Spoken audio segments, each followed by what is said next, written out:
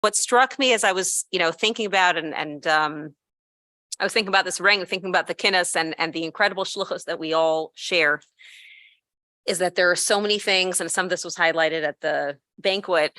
There are so many things that are so much easier to do. And we're not even talking that they're not meaningful. They are meaningful. They're meaningful and they're wonderful and they're impactful. They're beautiful and they're pushed easier and they pay better and and it doesn't face a lot of the challenges and opposition and everyone in Chinuch knows the various things that come up from all different sides that aren't getting easier. And it doesn't have that. And there's maybe a lot more glory and a lot more pleasantness and et cetera, et cetera. But the lesson for me on a day like today, as we're getting together as mechachas from a Blavik, is where am I needed? Where is what I can offer going to sustain Yiddishkeit at its most basic and important levels? Not where am I going to have it easier? Not where is it going to be more fulfilling or meaningful or enjoyable for me? And we get the koyach from a Blavik tonight to really. We're not asked to have the Mesiras Nefesh that Reb Leivik had, that kind of Mesiras Nefesh, but there's no question that Mesiras Nefesh that we have is real, as the Rebbe teaches us in Vata Tetzave. Maybe it's a deeper level of Mesiras Nefesh because it's very easy to realize what you're up against and for the Pintli to come out, and that Koyach Mesiras Nefesh when it's the communists. But when it's just the pay, right, or it's just the children who are not having an easy time in class and we can't figure out why it's just becoming so difficult to teach, and the parents, and it's the this and it's just, it's not nothing, there's nothing bad happening, it's just somehow stressful. It's a lot harder to think of it as like, oh, I'm being called upon to be the hero of the millennium to have Mesiras Nefesh. It's just, maybe I'm just the shmata. And in that sense, the Mesiras Haratzon, the ability to put our comfort and our feelings, our very valid feelings and our needs sometimes aside, to do what's needed of us, is maybe even a deeper level of Mesiras Nefesh. And I don't say that, the Rebbe says that, that's a Tetzaveh. So that's the first thought I wanted to open with, is really, realizing that we have the koyach to do this. We're not crazy. Reb Leivik made the same choice. He turned down all of that to be able to stay and sustain Yiddishkeit. And that's really what each of us are doing.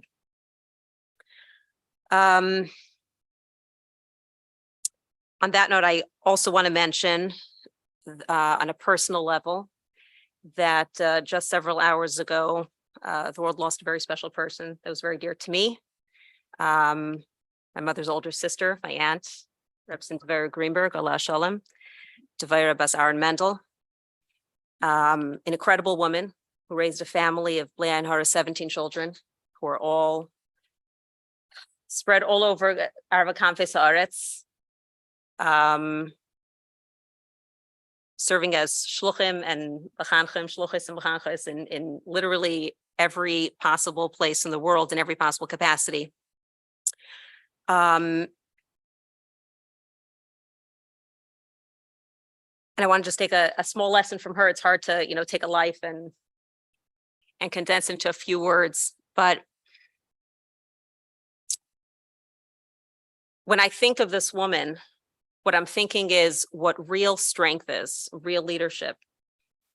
And that's the kind of strength and leadership that it means to be a mechaneches, which is really the same thing it means to be in a keres habayis, which is that there are many things that feel, they feel impactful, they feel powerful, they feel special because we're in the limelight, right? And we're building and we're accomplishing in a way that's obvious about us.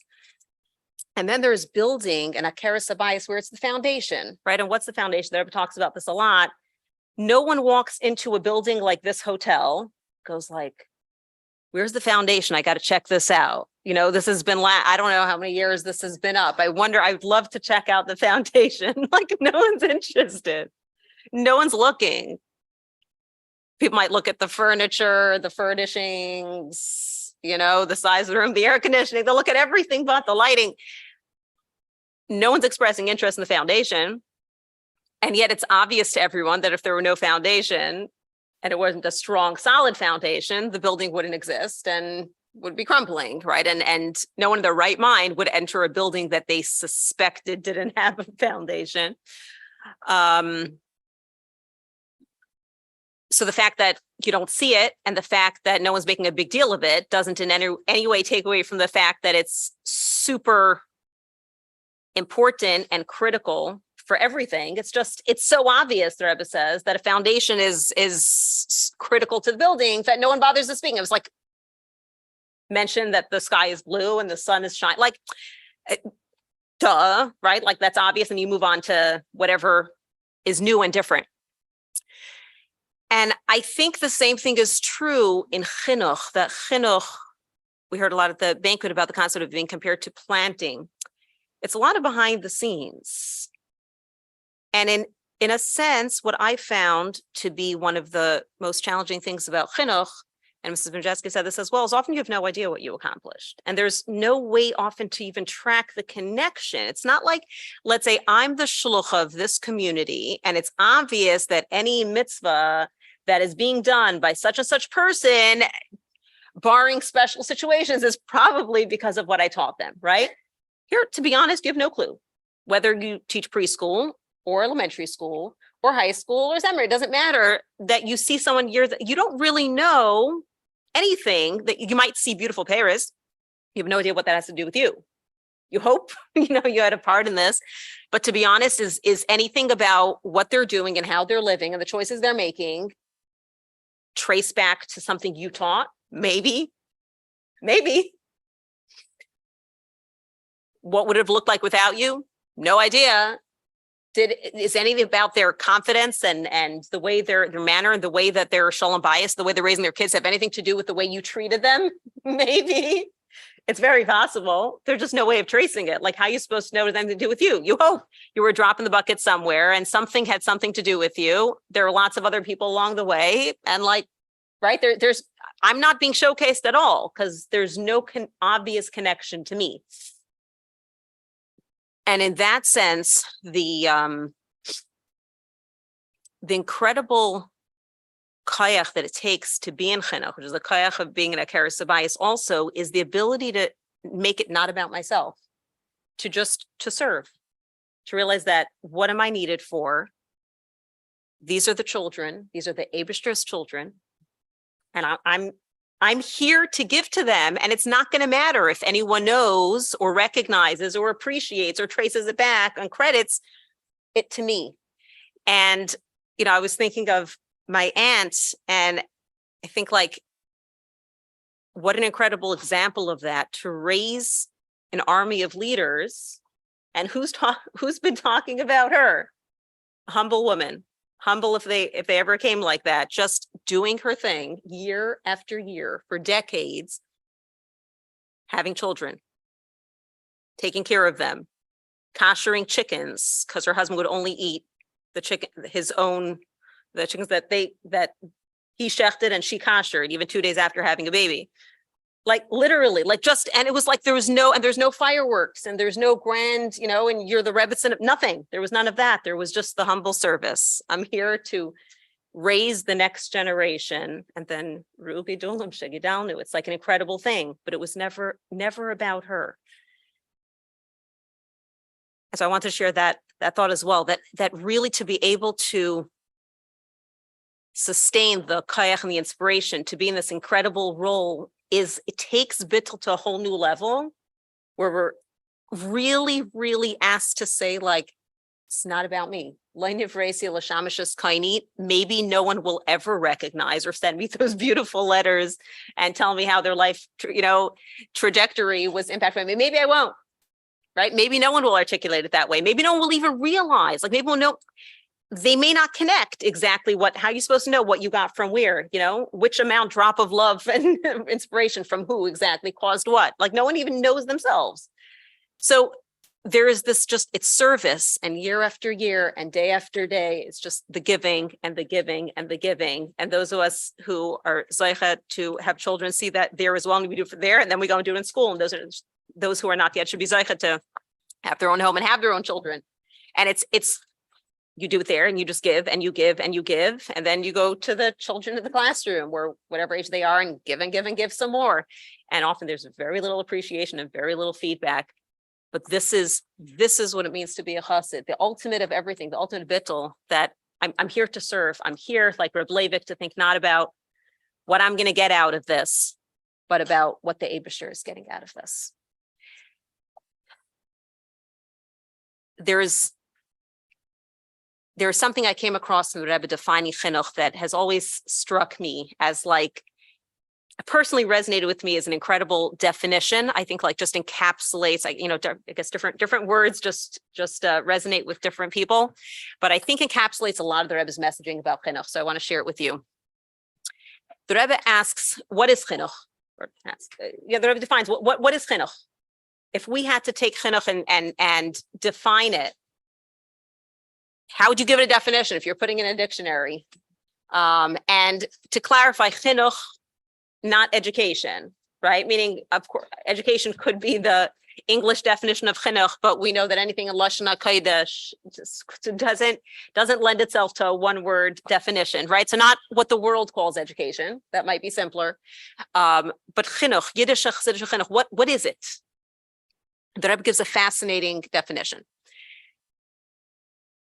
The goal of chinuch and its teichen, its inner teichen, what is it? What is its content? What does it mean and what is its purpose? Is legalois b'mechunachim, to reveal in the mechunachim, whoever those mechunachim are, and that would pertain to our own children and the students, those who were being mechanech, to reveal within them as chelek elika mimal mamash behem, the chelek elika, the part of the Eibishter that is literally one with them and part of them, to reveal that to such point that it will express itself in their machshava, dibur, and maisa.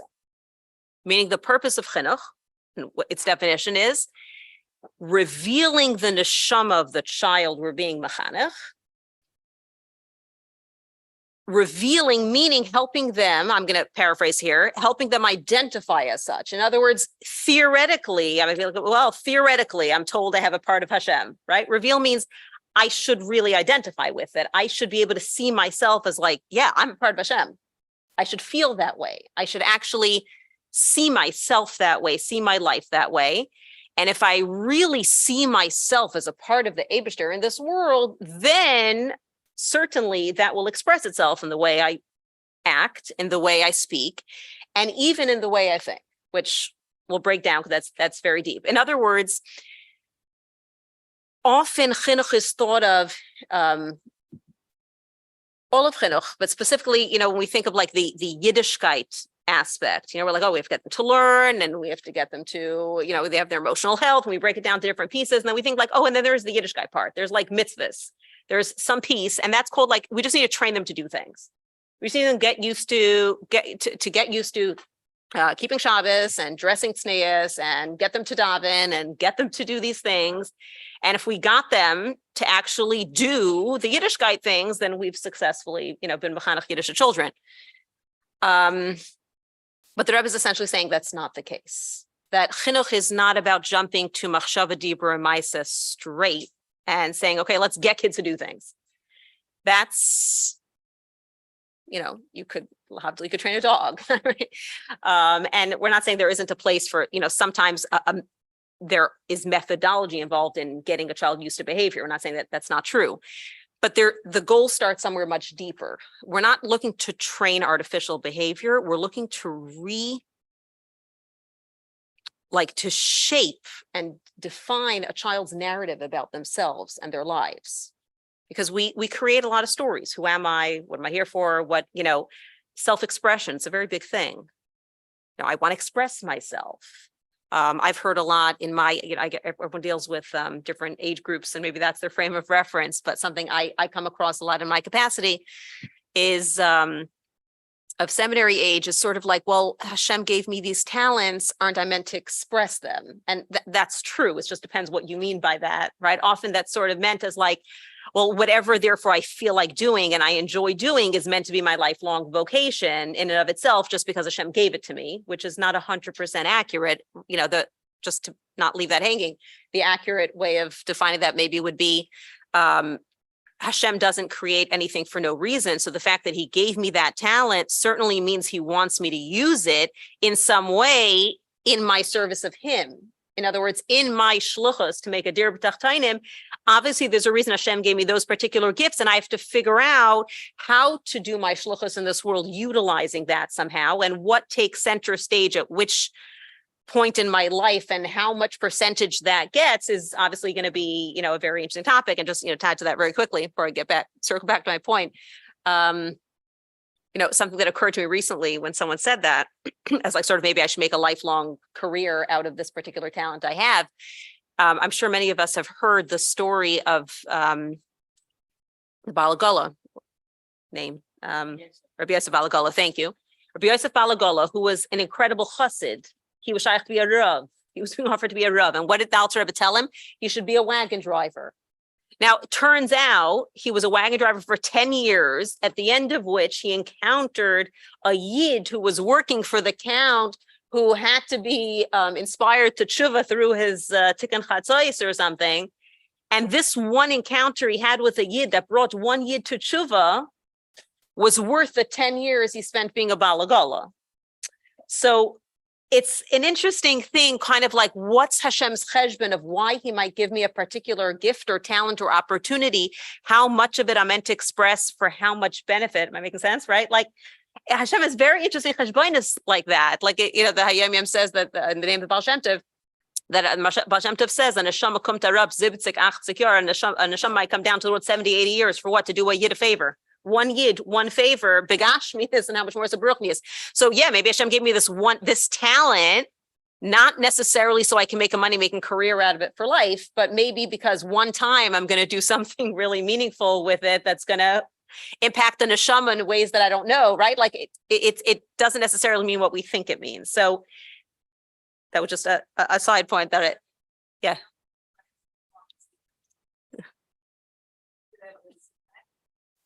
Mm-hmm.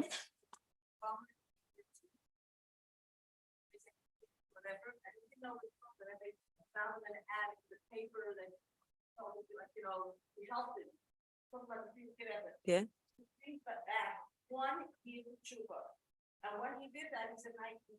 Wow. Never heard that before. Thank you for sharing. Incredible. Wow. That's it. New story. Wow. How many years was he there? 4 years. 4 years. 4 years. Wow. Wow.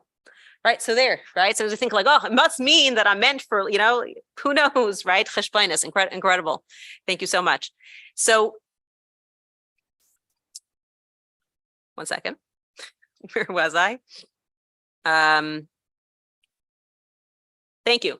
Right. So I think, the children might think of, and again, when I say child, I mean, whoever the mechunach is at whatever age and stage, we all need chinuch, right? The mechunach may think self-expression. So whatever I like, whatever my talents are, that's my life is just about, being true to whatever I feel, my feelings. I don't know what true to myself means, right? Who's myself? When I say true to myself, what is that self that I'm being true to, right? The core question we're looking to answer for the mechunach is, who's yourself that you're looking to be true to? And successful chinuch will be that, and again, they may never trace it to us, and that's okay, is that the mechunach grows to answer the question, who am I? I am a part of the Eibishter. And I'm here in this world, vayakri sham b'shem Hashem ka'elolam, to spread the name of the Eibishter. That's what I'm here for. That's my existence. That's who I am. That's my being. And being true to myself means Torah mitzvahs. If they've absorbed that message, then we have exceeded beyond the wildest expectations, because everything follows from that. Will they be perfect? No one's perfect. This is, Sefer Shalbein, this is the Tanya, right? We will continuously struggle, but the core will be there. The motivation will be there that I'm trying. I want my machshava dibur ma'aseh to reflect my identity. Not I feel that they're an imposition, chas v'shalom, that chas v'shalom, Torah is a burden and mitzvahs are this, and okay, I'll do some. I'm not doing anyone a favor. This is me. This is, and when they're going to look for answers, when they're going to look for guidance, when they're going to look for help in anything, begashmi is practically from the simplest, like this is something I think that became universal. That's really like an example of what Dir B'Dachtanim means in the Rebbe's generation. You think of Shmira, like something you're concerned about, safety in the house or safety on the road or something, and everyone automatically thinks like, house check, mezuzahs, chitas is your, right? Do you have a chitas in the car? Do you have a pushka in the car? For those who know that, I just heard an interesting story about that recently, that someone, the Rebbe was ma'ir him after an accident to make sure that he has a tzedakah pushka at all times, and he had just given away his tzedakah pushka to someone with him. Right? And we think like, but it's such a normal thing that we think like, oh, whoop, shmira, right? And it shouldn't be just in there, it should be in everything, right? Just like we think like, I need to make sure I have the mezuzahs are kosher and the tefillin is kosher and the whatever that brings shmira. When I'm thinking, I need a bracha, and in any area, begashmius, emotionally, when I need to figure something out with my children, when I need to figure something out in shalom bayis, when I help shidduchim, right? Whatever the dilemma is going to be in life, that the thought process should be, what does Torah tell me, right? Not someone should be like, oh, wait, before you do that, you should just know it's not kosher. Right? It shouldn't feel like I'm by default looking somewhere else, and then like Torah chas v'shalom gets in my way, right? If I identify as a yid, then it's like, okay, well, naturally, right? It's like a fish and water, like Rabbi Akiva says, right? So where's my water, right? I look there first. What does Torah say? What does the Rebbe say? Like, give me more of that. What can I take on in more achlatas in Torah mitzvahs in this particular capacity that certainly will help? It means that there's simcha in the Yiddishkeit, because if this is who I am, then I'm happy to do it. On the most basic level, getting back to us, for example, if I see myself as, and in Chinuch, that I've emphasized this all the time, across the board, that the most powerful thing in Chinuch is certainly dogma chaya. Like there was a school once, I think this was with the Frierdiker Rebbe, I hope I'm not misquoting this, that they were struggling. Maybe we're back to those days. Chas v'shalom. We're not. We're doubling. We're going to have a lot more next year, but we're in the stage that we're recruiting. So there was also a stage they were recruiting, and it was a little hard to find teachers for the Yiddish schools that were cropping up in the early days of Frierdiker Rebbe came to America. And there was a school that asked the Frierdiker Rebbe, they're struggling to fill a position, and there is someone who's not fully Shomer Torah mitzvah, but he agrees to take on the job of teaching in this school, and he's going to be respectful. He's going to, say whatever we tell him to say, and he'll, even though he's not from in practice, but he'll do the right, he'll say and do the right things, and whatever we tell him. So the Frierdiker Rebbe says, and he will raise children who will grow up, Talmidim who will grow up, and they'll also say the right things. So it's not just about saying the right things, right? It's a dogma chaya. So example in this would be, what would we be radiating to children? Like if it,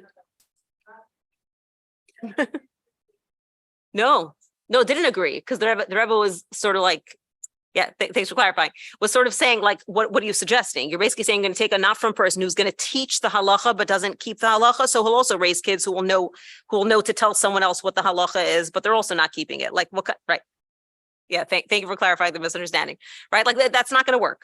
Right? If you're not living it, you could talk to the walls. Right? So let's apply that to ourselves. What was legalis b'mechunachim is chelik elekami ma mamash behem? What would that look like?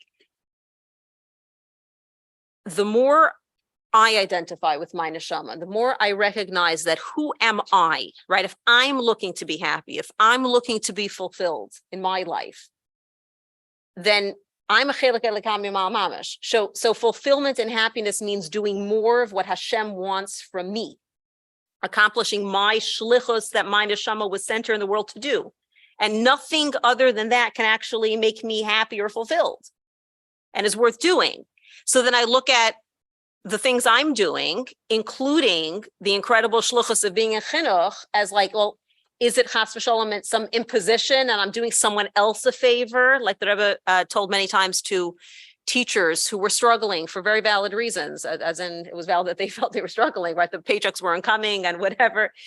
And the Rebbe would tell the teachers, how many times do I have to remind the teachers that they don't work for an administration? I mean, the administration has to do what they have to do. Other Farbrengen. but that's their avoida between them and the Eibishter and them and the Rebbe to be doing the responsible thing that they can do. But why does that change me as a teacher, let's say, how does that change what Hashem wants from me that someone else is making it difficult, right? So either it's like something outside, I'm working for an administration, I'm working for a boss, I'm working for the parents, I don't know who I'm working for, right? It's someone else is bothering, I'm doing someone else a favor staying here. Or I recognize who am I doing a favor? Who am I? I'm an neshama. So I am doing myself a favor by continuing to do what my neshama was sent to this world to do. Like what? It's just a different discussion. Now, is that what my neshama was sent to the world to do? Is it the right shluchus for me? Okay, so that's an important conversation. I could have that with my bashbe at any point. But it's a different conversation than somehow I'm a victim of someone else, or I'm doing someone a favor by doing this, and really I want to be doing something else, et cetera, et cetera. And that vibe comes across to the kids, right? Like when we're working on the most important thing of Dogma Chayav, of taking this core idea of what Chinuch is and absorbing it ourselves, the lifelong avodah, right? That I internalize in a deeper way, that I'm an neshama and that Torah mitzvahs are natural to me and serving the Eibishter is the best thing that I can do, and that's what I want to do, then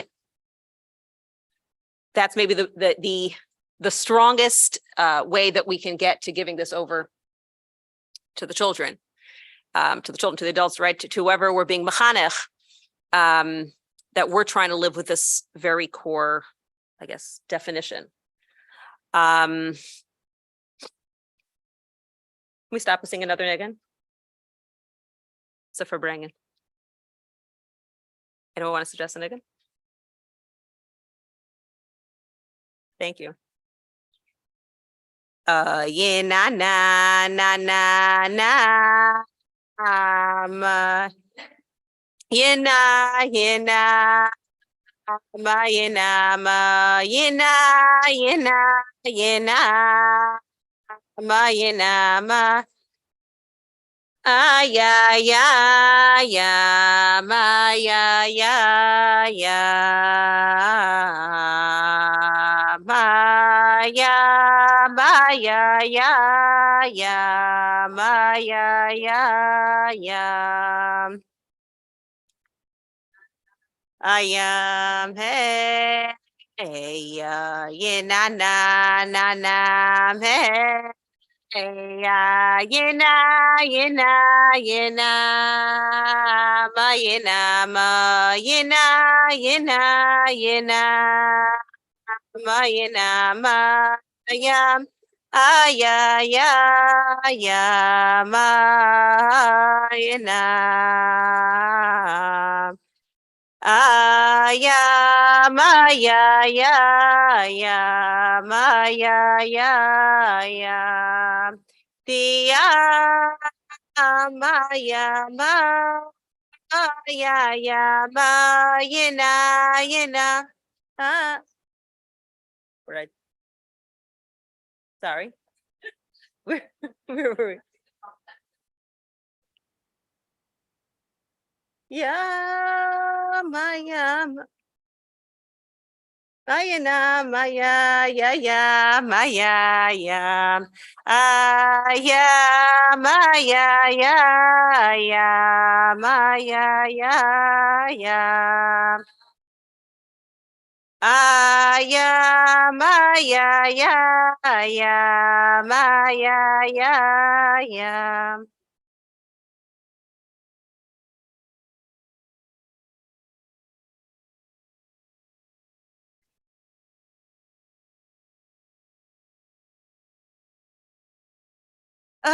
You know.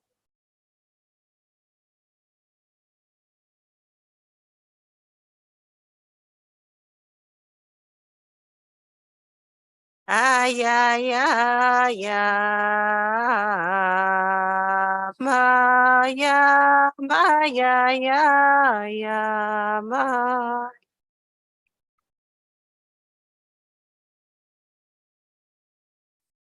Okay, so practically, one of the things I think about a lot that I think is so important for anyone in Chinuch, parents and teachers, anyone in any position of Chinuch, to really remind ourselves, think about this definition of legalis b'mechunachim es chelek elikam yimal mamash shabahem, is that everything we're trying to accomplish with a child, here I'll say student, when we're talking about a yid, everything needs to go through the channel of the neshama. In other words, and I'm sure everyone has seen, and if you don't have one, get a copy. There's a series from Sichos in English, Healthy in Body, Mind, and Spirit. When you look through the letters of the Rebbe, there's a lot. The same theme keeps coming up, and I guess that's why it's the title. In addressing anything, any challenge, any question, any situation, the Rebbe is looking at a yid as a totality of, you have a body, we're living in Olam Hazeh, you have to do things of Derech HaTeva. There's also the mind, and increasingly, as the Rebbe says, the medical world is starting to understand that body and mind are very interconnected in fascinating ways, right? Both ways, that what could feel like a physical ailment is stress, and it's expressing itself that way, and vice versa. Will affect that, right? Physical things will affect someone's mind and emotions. And when it comes to a yid, there's that critical element where there's also neshama. And that's not to take away from the others. That doesn't mean that we only put up the mezuzahs and don't check the locks, right? Or don't, that we take on hachlot and Torah mitzvahs, but don't go to the doctor, right? There's always the kelim and derech hateva. And yet, if we forget the element of neshama, all of that is kind of missing and not really going to hit its target. So it needs those kelim, but it can't be separated. And I found that it's kind of very easy to divide chinuch into pieces. Like to think, okay, there's this aspect of the child, there's that aspect of the child. There's different parts of life, there are different things we need to teach, and different things need to be dealt with in different ways. So there are the learning skills. That's one department. Like they need to know how to learn, right? So that's one aspect. And then there's the emotional health and social skills is somehow something else. And then there's like the Yiddishkeit, which, like I said before, like maybe we relegate to certain mitzvahs, as if the tznius or the davening, that's the Yiddishkeit part. So that's the neshama thing. And I'm not sure what else I'm missing, to other pieces. Like there's different pieces. So this needs to be dealt with, in some gashmiistic manner. And there's its own way of treating somehow social, emotional something. And then there's the ruchnius for the davening and the tznius, and I don't know, something.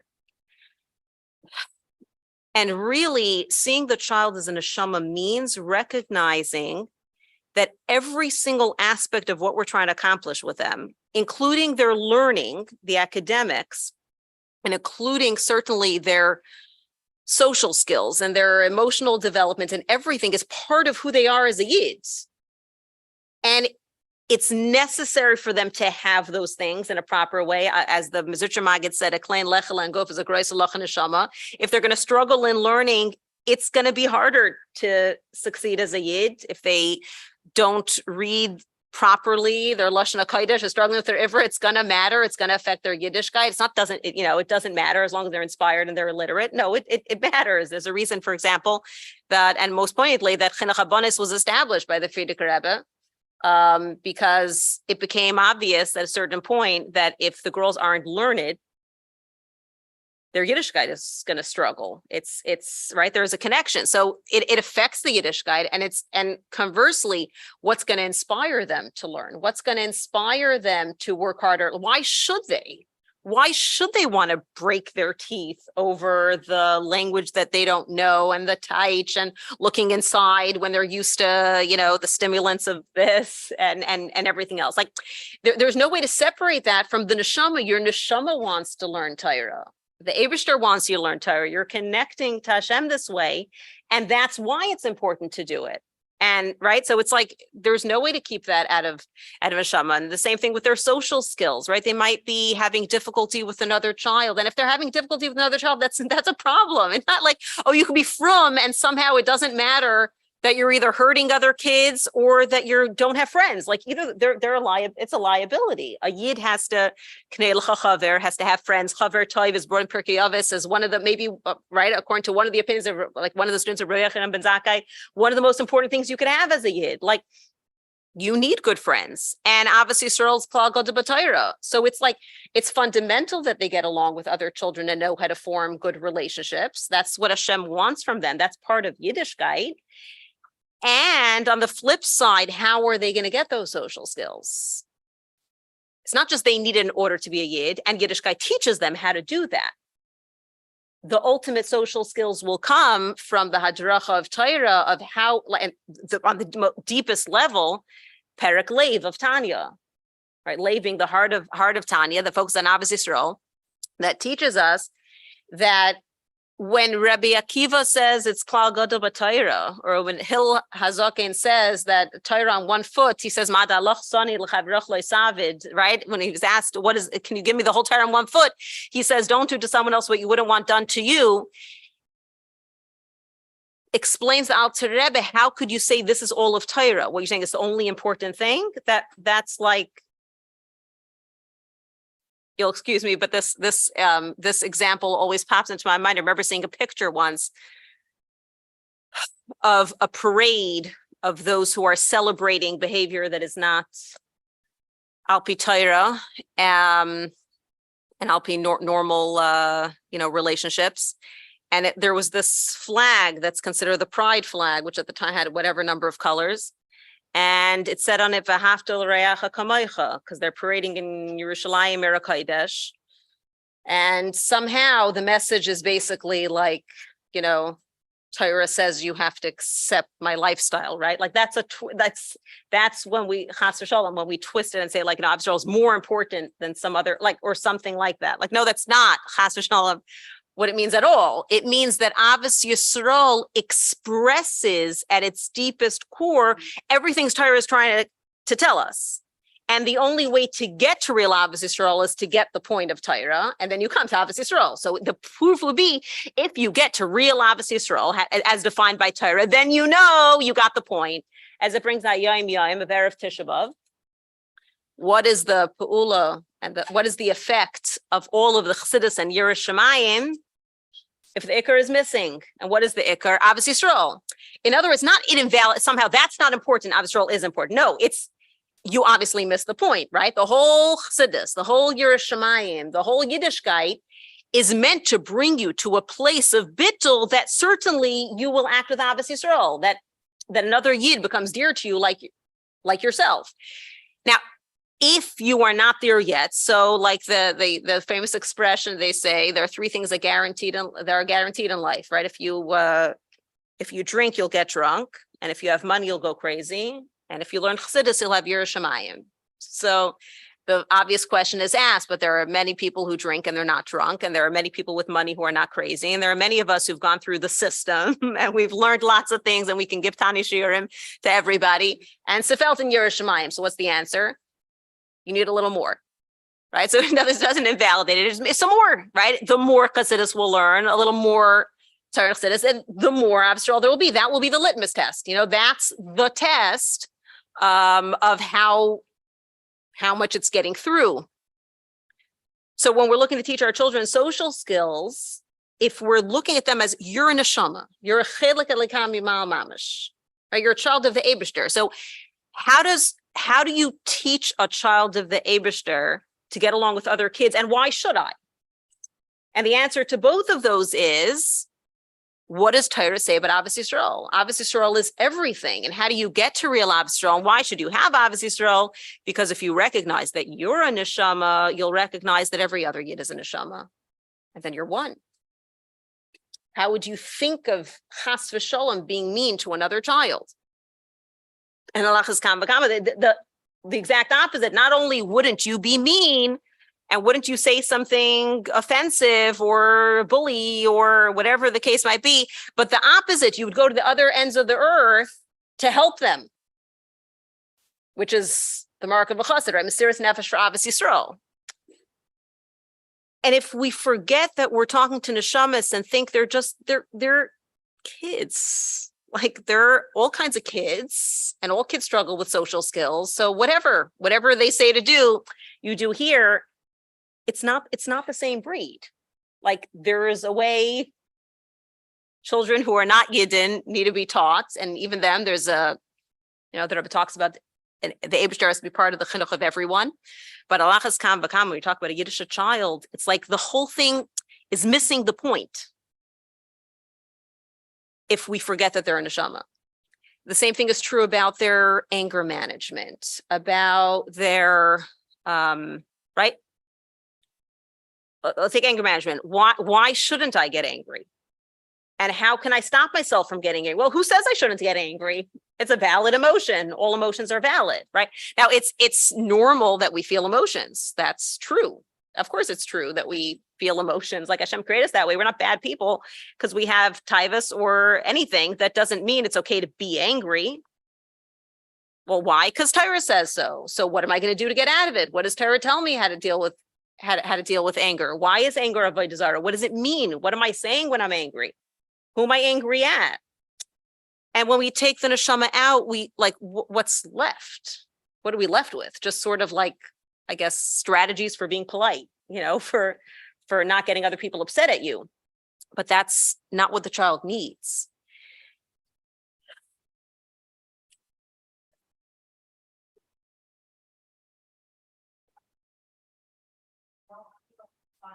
Of course. Absolutely. And that's what I was saying. Yeah, thanks for asking. That's an excellent question. I think the idea of the healthy in body, mind, and spirit, right, is specifically that. And there's so much, I think, looking through those letters gives us a sense, b'chlal, anything the Rebbe talks about chinuch, but also specifically emotional health, you get a sense that the Rebbe is talking to the totality of a person. In other words, like do this and this and this. In other words, it's not ignore the gashmias, and it's not ignore, it's find once we're talking to neshama, and I know we need to bring the Eibishter into this conversation, right? And we need to help you recognize why this is, what Hashem wants from you, and make this about the neshama. Then we need to factually, give you strategies. So I might still need to teach you how to, okay, so now that you know why you should try to not be angry, right? Now what are we going to do about it? Okay, so now let's learn about breathing techniques. And now let's learn to count to whatever number. And now let's think of ways that we can calm down. And right, and those are all tools in the toolbox.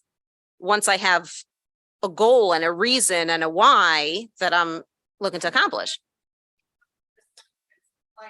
Talks about the why and then now the how. And are you gonna make what?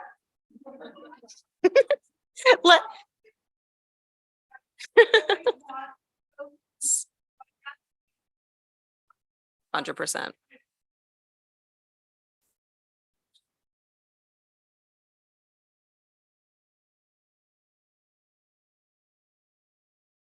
There is definitely a big need. And I think we all, all should pool together our resources.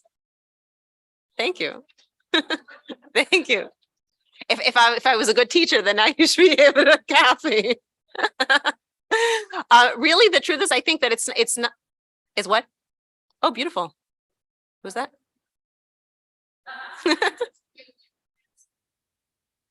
I think for now, even if there aren't, like, if we don't find, let's say, a fancy curriculum for anything, I think a lot of it is really just tuning in to very basic things. Like,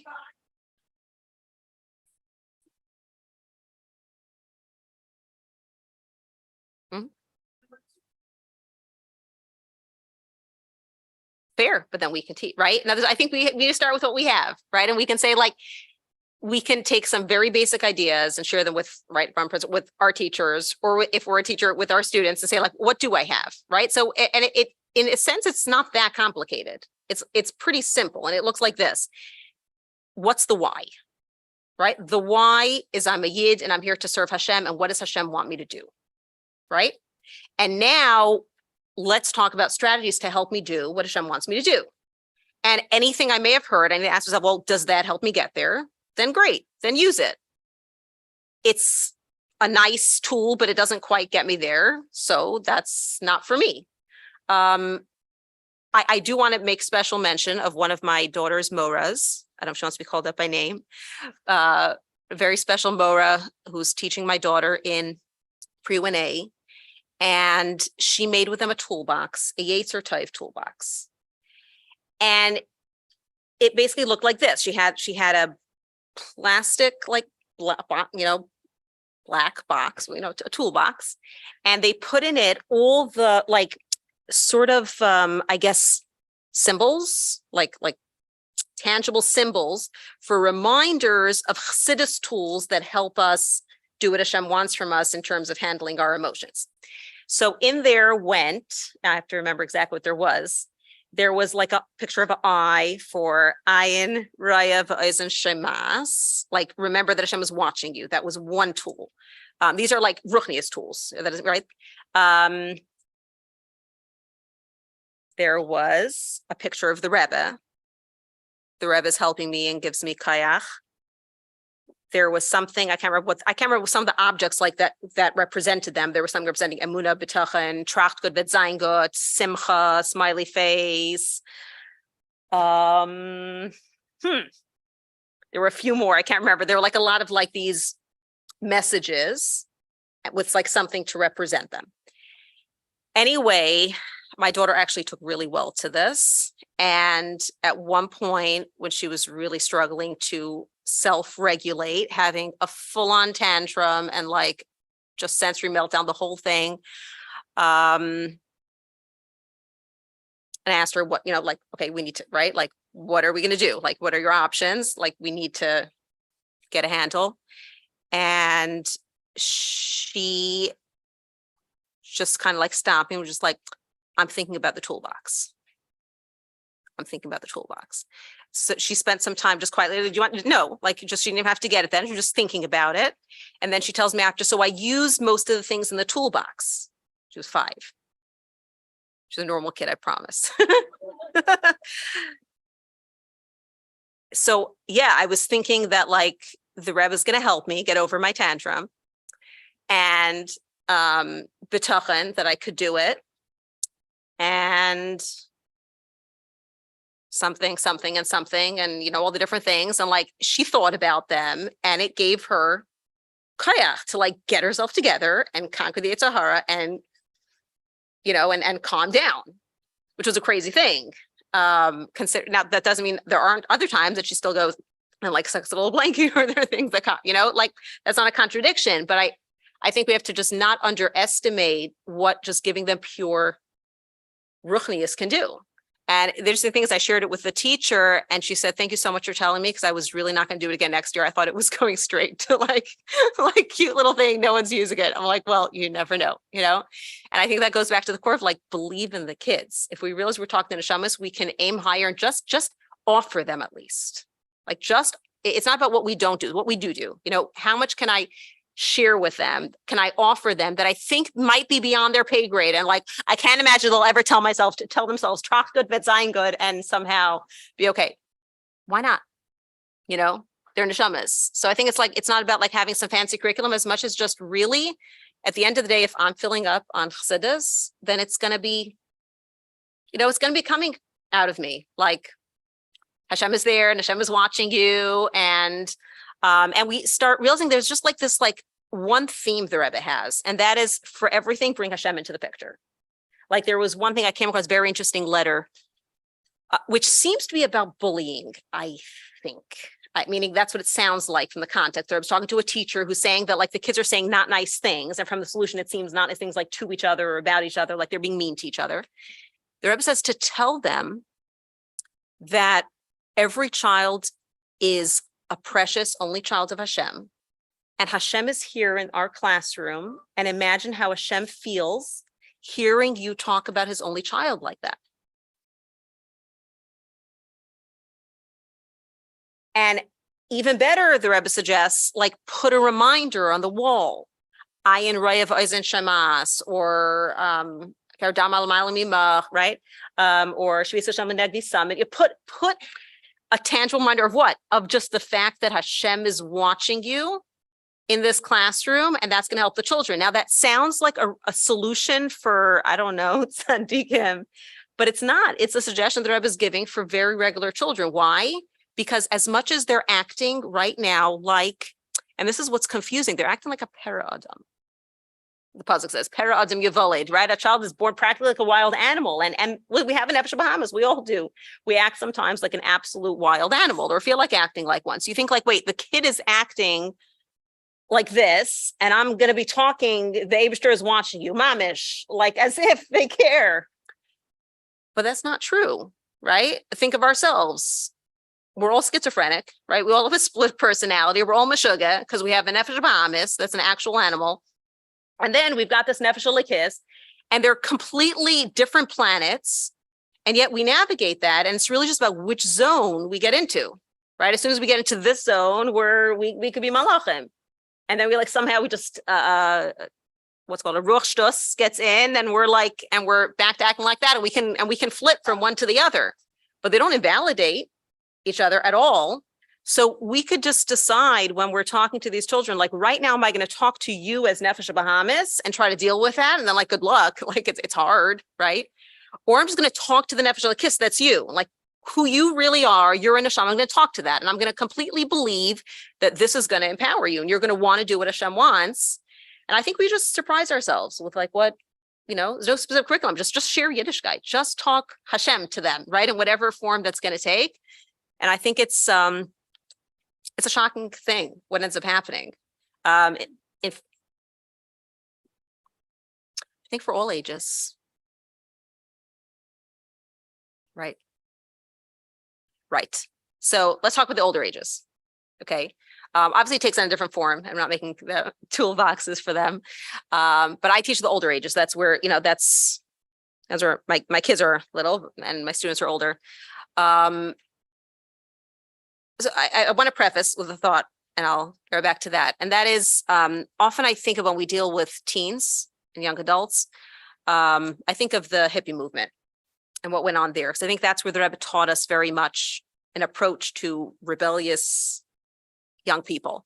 I'm sure most of us are familiar, but basic context, in the 1960s, pretty much what was going on in today's social situation, we've seen it before. Sometimes we tend to think things are like completely unprecedented and the end of the universe.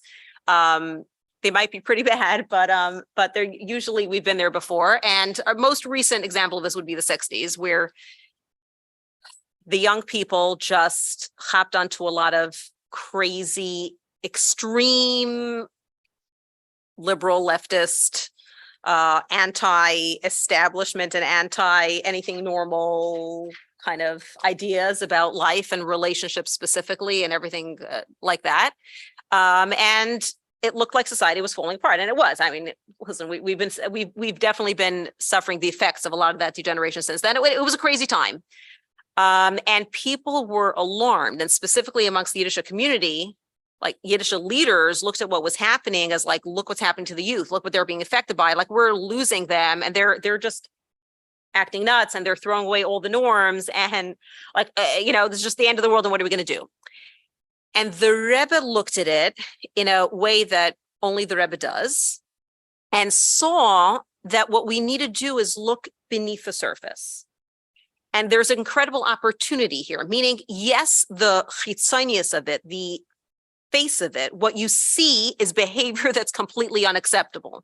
That's for sure. And it's not like we should tolerate that behavior. It's not like we should be like, okay, so let's just accept this behavior. This is the new normal. No, but look at why it's happening. And to the Rebbe, it was so obvious that the young people were practically screaming, we're sick and tired of, it's superficial. Let's play the game. We all have it figured out. Blah blah blah. Da, da, da.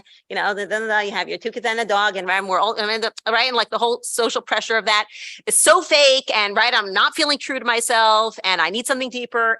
And they looked in the wrong places. But that's either we could focus on what they did with that yearning, or we could focus on the yearning. And they're upset, like, just realize that what you have here is young people who are screaming, we want MS, we want depth. And if you're going to give us something shallow, we're going to run away. So either you can get alarmed or go offer them MS. And that's where the Rebbe started sending out shluchim to college campuses. And I'm pretty sure at this point that it would be safe to say that the majority of Lubavitch are if they're not Baalei Tshuva themselves, are descendants of Baalei Tshuva. Maybe I have my numbers off, but it probably is not a big stretch. I would assume yes. This is where we got to where Baruch Hashem, the Rebbe's nest, that it started an incredible miracle of the Heshiv Levavos Albanim, that young people started running towards authentic Yiddishkeit, which is it's an incredible thing. Having not grown up with that, to make that kind of sacrifice, turn over their lives to become from. Why? Because of that, like, culture, right? Because of that angst, because of that discomfort that was like rampant at the time, that made young people feel like, I need something that resonates as real. And as long as you went and offered it, they were willing to go literally right from one extreme to the other and take it and run with it. And the Rebbe was basically saying they're sick and tired of compromise.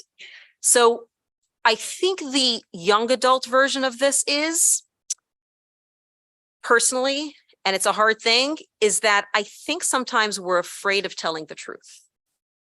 Now, that doesn't mean we're responsible for any challenge a kid has, but what happens is we're confronted by, we're dealing with students who are asking difficult questions, who are showing behavior that's not whatever, 100%. And I can talk for myself. There's just this subconscious assumption that we need to go easy.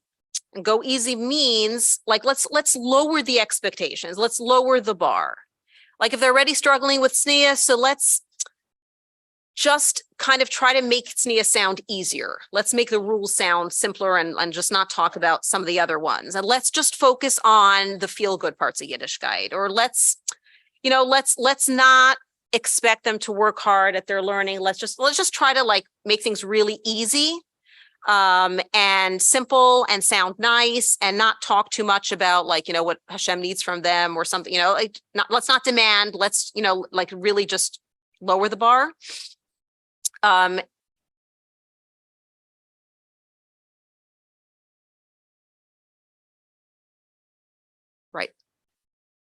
Right.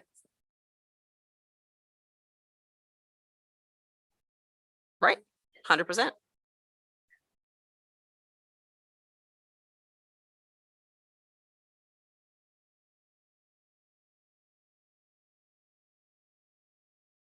Right.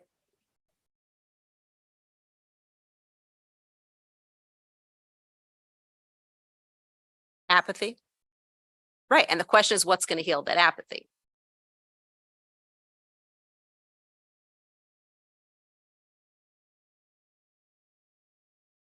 Right. So here's a daring thought.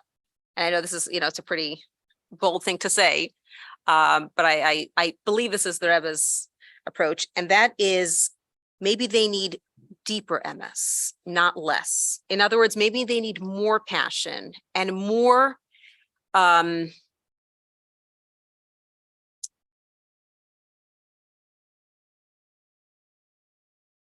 just like the chitzonius of what you have to do. Maybe they need to hear, like, the real MS said to them straight, of real bittul, of, like, Hashem needs you. Like, maybe we need to go a lot deeper and, like, tell Hashem's truth to them in a way that's going to resonate. Like, clearly something we've said just sounds, it doesn't matter whose fault it is. It just maybe sounds too shallow. You just want me to do stuff. Why should I do them? Because I should be a good girl and I should get good shidduchim and I'll get into seminary and people will think I'm, like, one of the things I can't stand the most is hearing, like, the people will think. I don't care what people think, right? Like, you can't live for what people are going to think. They're always going to think things about you. That's not why you, like, really, that's the whole Yiddishkeit, is people will consider you. And will people consider me Hasidish? Who cares, right? Like, so if that's their perception, maybe we really need to, like, work really hard to redefine, why did we do anything? It's not to make anyone else happy. It's not a system. It's not, right? Like, there are a lot of very superficial words and paradigms that young people grow up with, and it doesn't matter whose fault they are, just that's the way they think. And we need to break those things. Say, like, maybe there's no system and it's not, about making anyone else happy. You're not doing it for your parents. You're not doing it for your teachers. You're not doing it for anybody. No one cares. And if they do, their problem, right? There's just you. And you're going to leave here and it's not going to affect anyone else more than it affects you. At the end of the day, like you owe nobody anything. There's you and there's the Eibishter. And the question is, what does Hashem want from you? And who are you? And you're a neshama, right? And what is your purpose in this world? And what does it mean to be happy? And we can only be happy if we really are ourselves. And I think we just assume we can't say that because like, oh, they don't want to hear that. No, they do want to hear that. But maybe we're assuming everyone has told them that and maybe not. Maybe we're just like talking to them about like their actual tznius, but we're not talking to them about Hashem wants your tznius. Why? What does that mean to the Eibishter? Why does Hashem care? Not I care. You know, I've often got, let's say I teach, one of the things that I teach in seminary is tznius. I take all the fun things. tznius, college, like all the things that, you know, that officially they don't want to hear. Yeah. What's fascinating is the transformation that happens generally. What's the most interesting is that the biggest transformation is those who give me the hardest time at the beginning. I still recall there was I should be careful, a lot of my dear former students here, who I love you all dearly. There was one, right. Right, so then there's the apathy, exactly, and I'll get back to that in a second. I want to talk about the rebellion for a second. There was one girl, I remember, it was hilarious. She went around the beginning of the year with this attitude going, I will not be one of Mrs. Wolf's sheep. I don't know what she like imagined was gonna like but of all, it was the most hilarious thing because of all girls, like by the end of the year, she was sitting there in the front of the class going like, you know, tell me more. So, right, I think we have to not care about the rebellion so much and realize like that's literally asking for something more meaningful and help me redefine. I'm thinking like a girl said something like, you know, people don't realize, they look at me and think I'm not perfectly tzniistic, and they have no idea that I just went to the store and bought a top and then I returned it because I thought it wasn't tzniistic enough. And like, they have no idea how much, you know, I'm working on getting there. And I said, you know what? You're right. No one will ever know. It's true. And then we talk about like, we're not doing it for other people because people will always judge us for whatever we do. They'll judge our mothering skills. They'll judge our organization. They'll judge everything, right? Whatever the good people are going to judge. But we're serving Hashem, and Hashem certainly knows, and Hashem values that, you know, and like they may need to hear that from us. The apathy is certainly harder. But then the question is, where did the apathy come from? Why are they shutting down? What have they decided? We have nothing to say. And in general, the Rebbe's approach is, when it comes to personally, they need love. There's no question. That's the first line of anything is, you know, there's an expression, that famous expression says, people won't care how much you know until they know how much you care, right? So the challenge, I think, is that we mix two things up. They desperately need to know we care. That will help them get past the apathy. There's like a wall they're building. And when we model that we genuinely care about them, begashmius, emotionally, right? Not just their tznius or just their davening or just their attendance, right? Like, I care about you. How are you doing? How are you feeling? You were out for a few days. You know, you look unhappy. I plus care about you as a yid. We open doors and they see us as I'm modeling Yiddishkeit. I'm a representative of Yiddishkeit to you. So then if the teacher cares, the principal cares, whoever, that means Hashem cares, right? There's that sort of train of thought. What it doesn't mean, that I think, I'm just talking for myself, but I've you know, I'm seeing that I think it's a misconception that happens, is sort of that also means go easy on them, like sugarcoat Yiddishkeit. And that's not love. Like, they're two different things. There's love them, like personally go the extra mile or two and be there for them. Show them that you'll sit there for a few hours if you can, and even if you can't, and you'll listen to them. That's it, period. Because I care about you, because I love you, and that's it. And I'm just going to be there for you. Now that's the love piece. And I'm going to look at you with a smile, and I'm right. And I'm not going to look at you like this. I'm going to look at you in your eyes, right? And I'm going to show you that I care about you. And at the same time, when I'm talking about Yiddishkeit, which maybe ideally wouldn't be one-on-one, it's like, it's the class, it's not personal, it's not a lecture, it's not a, you know, a dressing down. At that point, I'll share emes. I'll talk to you about the Eibishter and what he needs from you and bittul, right? I'm going to say real things. I'm not going to fluff it. I think a funny thing happens, ironically, I think we do the flip sometimes.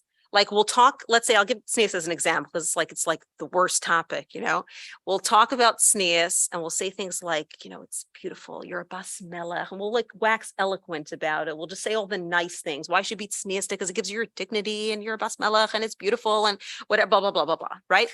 Like hoping we'll like sell it to them that way. And then we see a girl who's not dressed perfectly. And I'm not saying it's a struggle because, it's not like someone says, you're not like a parent that first has that relationship of love. Maybe the first encounter you have, it's a challenge, right? But you see them personally, and then it's like, now, who's going to change? So what happened is the love was here in the preaching, but the personal feeling you got from me is distance. And that's certainly the opposite of, right? That's where the distance for us. And like, what if we could try? And I get it's super hard to try to get the right dynamic when you have to discipline and you have to, right? There has to be a standard and you don't have a relationship with them yet. And maybe we need to try as soon as possible to like, to make that connection with the student first. But if we could try to reverse that when we're talking, when we're teaching, we're saying the truth. I'm not going to tell why should you be tzniistic because it gives you your dignity. You know what? Honestly, the truth is, let's start from the beginning. The truth is there's an Eibishter and he's everything and we're here to serve him. And we talk about Yerushalayim and we talk about Pashat, Chanie. That's what we're here for. And Perek Malaf Tanya. And tznius is one of those mitzvahs that was given to us to help build our Yerushalayim. Why are we tzniistic? Because Hashem wants us to. Because in our being tzniistic, we become aware of Hashem's presence, and it makes us more special to the Eibishter. Now you might think like that talks to nobody. It's not true. It really talks to them. It resonates with MS. Like you're going to tell me I'm going to feel better. I don't feel better. I'll be a familiar. I'm happy. I don't care. I like the attention. But you're going to, take me out of the picture, and you're going to tell me that this matters a lot to the Eibishter. Okay, that's a different conversation. And it goes through as long as it's coming from someone they perceive as you care about me. Like I like to say, let's try to radiate Ava and educate Yira instead of the opposite, right? Like the feeling should be a feeling of caring, and that could break through the apathy, which is really cynicism, and I'm afraid of getting hurt and all of that. And no one actually cares about me, blah, blah, blah. But when we're talking, to not be afraid of sharing, like, different example, girls will ask about different things. I'll talk about teaching, right? Like, let's be honest, every single one of us here knows, like it was just mentioned at the banquet, that we desperately need a lot more teachers, right? It's not getting the numbers, Baruch Hashem, and there are more Yiddish kinder who need Chinuch, and there's a gap. So I'm in the, I guess, business of trying to inspire young people to go into Chinuch. That's the age where I'm getting them. And I found that even when it comes to that, as something, it's like we hesitate, or who's the we, whoever, right? Parent, teachers, right? There is a hesitation to share that you should. Why should you? What, I'm going to tell someone to go into Chinuch? You know what it pays or doesn't? You know what other options there are? And the Rebbe said not to go to college, but come on, like the colleges today, they're from college, come on, like what, you're really going to tell them they shouldn't? And how do you have that breitkeit to tell someone else to much as if like that, right? Like, how are they ever going to make a parnasa? And what's wrong with this? And what's wrong with that? And seriously, we have a lot bigger problems in life than someone taking some courses and going to do whatever career. Like, please, right? That's what you're going to talk about. And I get that a lot, right? Like, seriously. Now, putting aside the fact that we all know that if there may be nothing wrong with this and nothing wrong with that, and nothing wrong with the other. There's just something wrong with the fact that Yiddish Kinder won't have teachers, right? Like, just what are we looking at? There's a bigger cook. The Rebbe wants something much bigger from us than just not breaking halacha, right? That our life is not just about what's wrong with it. What does the Eibishter put me into this world for? What does Hashem want from me? There's an incredible lashon that inspires me a lot that I heard at my father's shloshim. Rabbi Simon Jacobson shared that, if I'm getting this right, that the Rebbe said about his shver, Heshka Gansberg, I said about him, said to him, he wrote him in a letter in the early years of the Nesias, that he wrote him a letter and said to him like this, that Rebbe benched him, that part of what the Rebbe, the Shver, wanted to accomplish in this world should be accomplished through you. I'm going to repeat that. A bracha, to Rebbe Gansberg, I believe. The Rebbe gave him a bracha in a letter, writes in a letter, it was Kodesh, that I bench you that may part of what the Rebbe, the Shver, wanted to accomplish in this world be accomplished through you. Be accomplished through you. May you have the schus to have a part in making the Rebbe's vision happen. I believe if we are being mechanech the Rebbe's kinder, we have an achrayus to tell them the truth. And the truth means not just the truth of halacha, the Rebbe's truth. That you were chosen to do something more than just follow the rules. You were chosen for something more than living a nice, comfortable life that you just avoid getting punished because you just didn't do anything wrong. That's good enough for some. It's fine. No one's going to punish you. But like Chassidus is not busy with, will you get punished or not?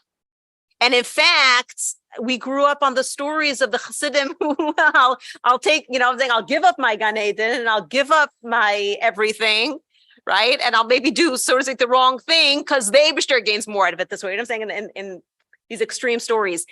It's not about me at all. Right? The serious nefesh, begashmis, beruchnius, everything. It's not about I'm going to feel good about what I do. Anyone will have tinus about what I do. I'll do it. Nothing. It's just that's not the plane, right? Like the Rebbe's vision for us is neris laha'ir, to be the frontline soldiers. We were raised to be the Navy SEALs. Now, is there something wrong with any one of us not being one of the Navy SEALs? No, because we're not shy. I've never got that training. We're not built for this. Like the funny thing about it, there's advising someone about Parnasa and Eretz Yisrael, helping you to get Parnasa. And they're told them that, there are people with different strengths, Yidden, their strengths than their brain. No, it's certainly, right? And advise them to go into technology and build up the technology industry in Eretz Yisrael. Like basically, there are those who are built to do gashmistic strength things and other things, right? So, but to use that as a mushal, someone who got a Navy SEAL training and then says like, oh, well, what's wrong with just, having a regular job, or what's wrong with just being a cook in the air? Nothing's wrong with it, except something's very wrong if you've been trained for something very special and you're abandoning that, right? So that's an example of where I think when it comes to young people, maybe where I don't know who's the we, I'll talk to myself, where there's a tendency to hesitate to say the full truth. Like, come on, leave them alone and stop demanding so much. And it's hard enough as it is. And if they grow up to be frum and they keep Shabbos and Kashrus and they whatever, you should be happy and stop giving up the crazy Chassidish things of trying to get them to also go into Shluchos or Chinuch, or they should also this and they should also that. Like really, But if anything, in today's generation, as we get closer, literally, the last moments in Mashiach's revelation, these are neshamas of Mashiach. They're Pashat Guludik and neshamas that are begging for real emes. And the neshama of a Lubavitcher, I'm going to say it straight, knows that we were made to serve. That's what we're here for. And just like a Yid B'chlal without Torah mitzvahs is like a fish out of the water, a Lubavitcher who's not living up to what the Rebbe wants from us is also not so happy. I'm not going to say what that wants from us is. There are different kinds of shluchos, and I'm not, here to judge that. That's a personal discussion. Let me be what's the person shluchos there? Maybe out of the box shluchos, and also. But if I'm not living a life of what is my shluchos, and am I part of fulfilling the Rebbe's vision in this world? Well, I have a part. The Rebbe is going to be Niskala any moment, and I'm going to face the Rebbe, and I'm going to be able to tell the Rebbe that this vision of making a dir b'tachtanim, I was part of it. I could show you which piece was mine. A Lubavitcher child who doesn't feel like I will have that to tell the Rebbe, no matter how we're going to spin it, is not going to be happy, right? And so when we're just like, okay, leave them alone, just be from, it's not working, right? What they want to hear is, yes, you can. You think you're not shaykh to this and to that. You are absolutely, the Rebbe picked you, as on one of the stories, you were chosen by the Rebbe to be one of the leaders and bring the Geula. We're going to figure out how. There may be an out-of-the-box way. We need to figure out who are you that you're going to do this and not try to be somebody else. We're not going to put a round and a peg in a square hole, right? We're going to, right? It's going to be you with your talents and your abilities and your personality. But of course you were meant to do this. And then we lift them to MS. So there's this assumption that like, we'll make it easier and we'll help them. No, they need more depth and more empowerment and more, am I making sense? Right? Like a deeper level of truth than what we might have thought to offer them without being afraid.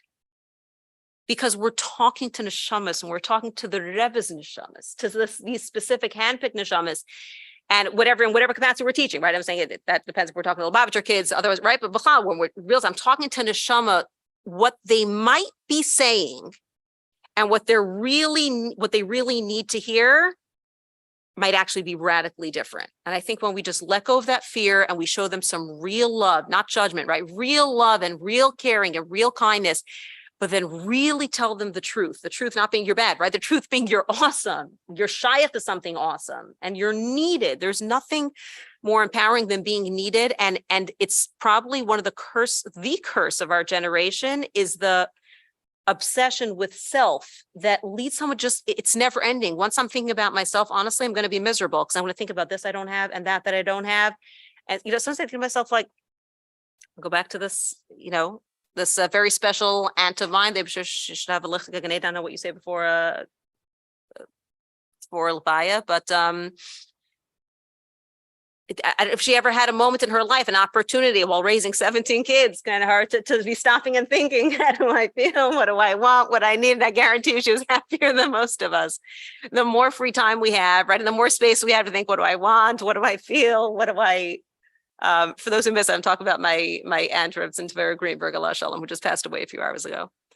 That's not to say we shouldn't. I'm not one of those. I'm not trying to say we shouldn't, deal with our feelings, right? Chabad is Rahmana Libaboy of the Baal Shem Tov coming through a real, like, we have to be integrated. We have to be, our hearts have to be where we're not robots. We have to love our, Hashem b'simcha, and we have to do whatever it takes to get there, and we have to work with ourselves, and we have to figure out if I'm unhappy, why, and how am I going to get out of that. But what I'm saying is that what our kids, mechunachim, whoever we're trying to teach and influence, don't need is more like self-obsession. What they need is a way out of that. And I think anyone who's ever struggled, and I'm sure that's everyone at some point, but some of us struggle more than others with feeling down and depressed, knows that the best eitzah for getting out of a depressed mood is pasha to start thinking about helping someone else and go get busy helping somebody else. Period.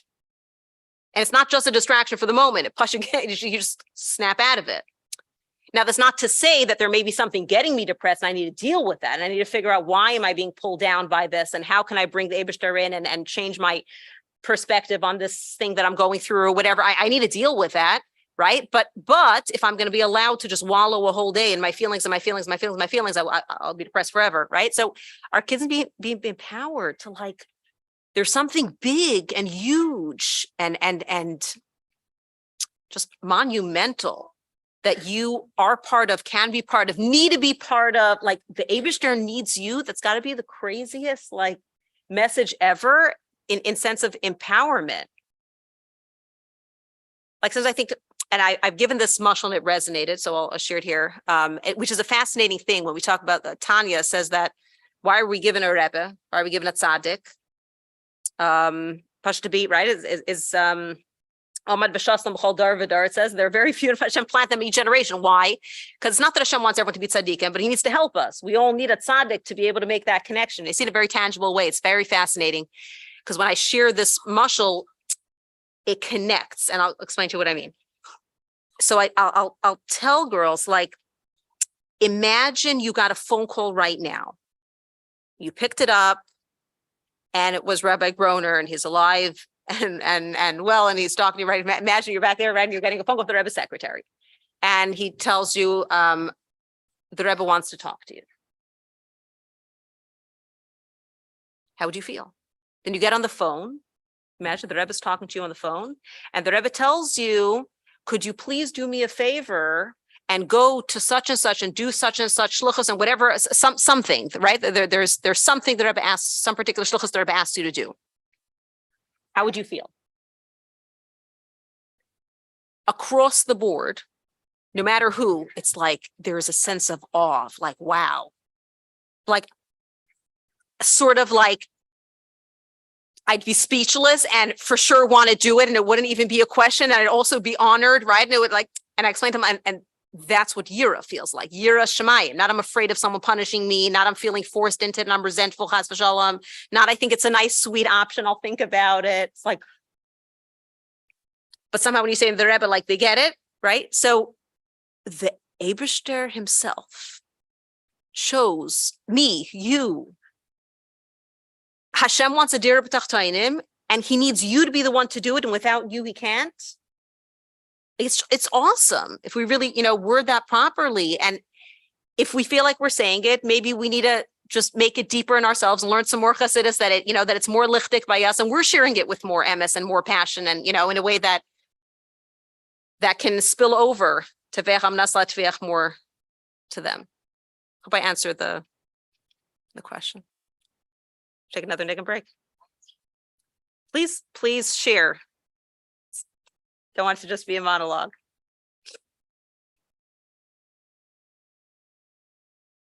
A niggin, anybody?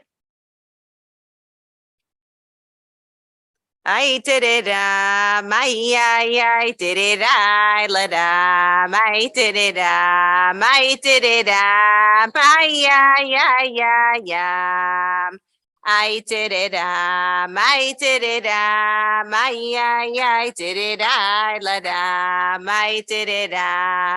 did it, I did it, I did it, ay, na na my na na my na na my did it, I did it, ay, my na na my na na my na na my did it, ay, na na my na na my na na my did it, I did it, ay, my na na my na na my na na my did it, ay, I did it, I let I did it, I let I did it, I my I did it, hey, I did it, I let I did it, I let I did it, I did it, ay, na na my na na my na na my did it, I did it, my I did it, na na my did it, I did it, my na na my na na my na na my did it, I think another piece of this, maybe a little bit of a diversion, but another piece that comes to mind as like, when we recognize that those who are being mechanech are shaykh to so much more than what they might look like on the surface. There are practical things that maybe don't seem shaykh to like, it's not level of Yiddishkeit per se, but I think there are other practical applications of that are becoming a challenge. It's possible, I'm going to address the elephant in the room, it's possible this is not the teacher's problem, it's maybe the parents. But the more we talk about it, be mechazik each other, the more we can help. And some of us are parents too, and we wear different hats. Part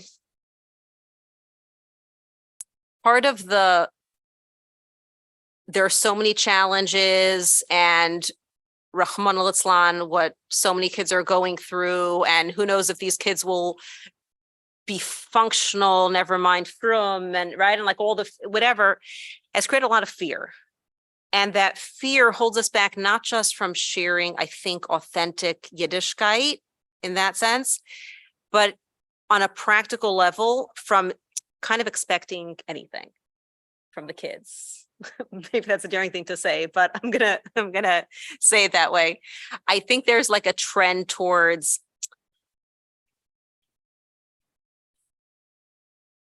okay.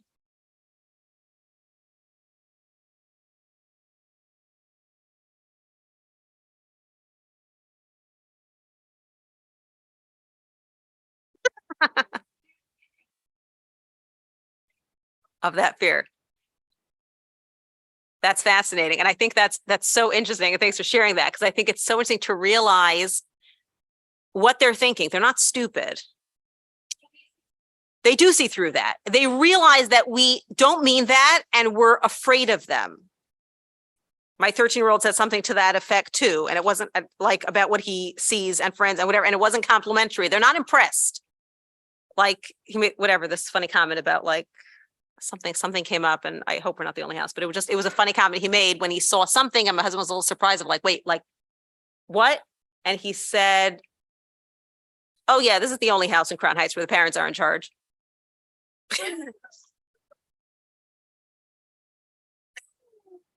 Kids aren't stupid, you know what I'm saying? They and young adults, anybody, right? Like they pick up right away, are the adults leading, or are they afraid of us? And he's picking up, like I could tell, yeah, the reason a lot of my friends are doing such and such and such is because their parents are afraid to tell them no. Like it's not rocket science, and I'm not blaming it. Just right, they notice, and I think we need to address that. Of course, there's that fear for real reasons, but chinuch out of fear, just like anything out of fear, doesn't get us to good places. Fear is not a healthy way of making any important decision, right? Like we may need to face that fear, and we may need to address it and say like, okay, what am I actually afraid of? And turn to the Eibishter and deal with those feelings. But that can't be the way we're, actually going to operate. What? It does make us hesitant, and it makes us just lose all our, it's just, if there's a sense of like sheval tasa, just don't do anything, right? Just do no harm, as long as I can't ruin anything if I'm quiet. So like, I could be blamed for this or that or the other, but there is an illusion there. And the illusion is that by not saying something, I'm being harmless. And that's not true, because that's also a choice, right? It's sort of like not making a choice is a choice, right? And not saying anything to the child is choosing, whether it's our child, right, or a student, is also a choice. And it's the choice to kind of let them think that's fine, right? Or to let them, because we get away with it, right? But that's a conscious choice. And that also has repercussions. So, of course.